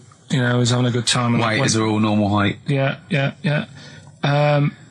He's having his meal. He hears a load of screaming going on in the kitchen. Hold on. Has his girlfriend wandered in there? And they do, With a step ladder. Yeah. they circumcise people in the kitchen, and apparently... What are you talking about? Whoa. Slow down. We were sidetracked there for a minute. What are you talking about? Well, I'm excited about 2 things at once here. One, they circumcised people in the kitchen. 2, I guessed it was someone losing the end of their knob. He did, yeah. I started thinking like Karl Pilkington. Extraordinary. That is amazing. Apparently it was going on. It wasn't just a one-off either. Well, when I say a one-off, I mean they did it more than once. Yeah. Right. And there was it was there for a week, and apparently the first night it was quiet, and then the rest of the week, every day it'd be like having his breakfast, or even his lunch, or even his tea. Yeah. Right? He'd be doing it all day. Oh. You'd be hearing Lunch and screams. breakfast, fair enough, really. Yeah, Circumcision at tea time. Don't do that. And apparently it's a tradition over there. You can't even make a complaint about it. It's like, well, you should have found out before you come over See, it. I can't believe this is true. Sorry, I'm a little I bit can't lost. believe this is He was true. in a restaurant, in a hotel, and there were people having circumcisions in the kitchen. Yeah. Is that right? I'm even worried that we're bordering on the racist here, suggesting that is tradition, that Turkish people cut the end of their cocks off in the kitchen. Yeah. At meal times. I think you're wrong, Carl. This just sounds ludicrous, Carl. No, I don't think it happens everywhere. Right. I think this Just in this Oh, particular this at this restaurant. hotel. certain places, Certain hotels. certain hotels. What, is it like 2-star? Yeah. Why did he go to the Foreskin Inn? It was his own fault, wasn't it? So that's Sorry, that's it, is it? Have they closed? Sorry, no, wait. That's the story. You educated me, right? Once a fella saw some Turkish people cutting the tip of their knob off in the kitchen. Thanks very much. Thanks very much, Carl. Got any more? Well, there's things you can learn from it. Either don't go to Turkey. No! Don't have calamari when you're over there. Oh, Carl, you've done it again. Well,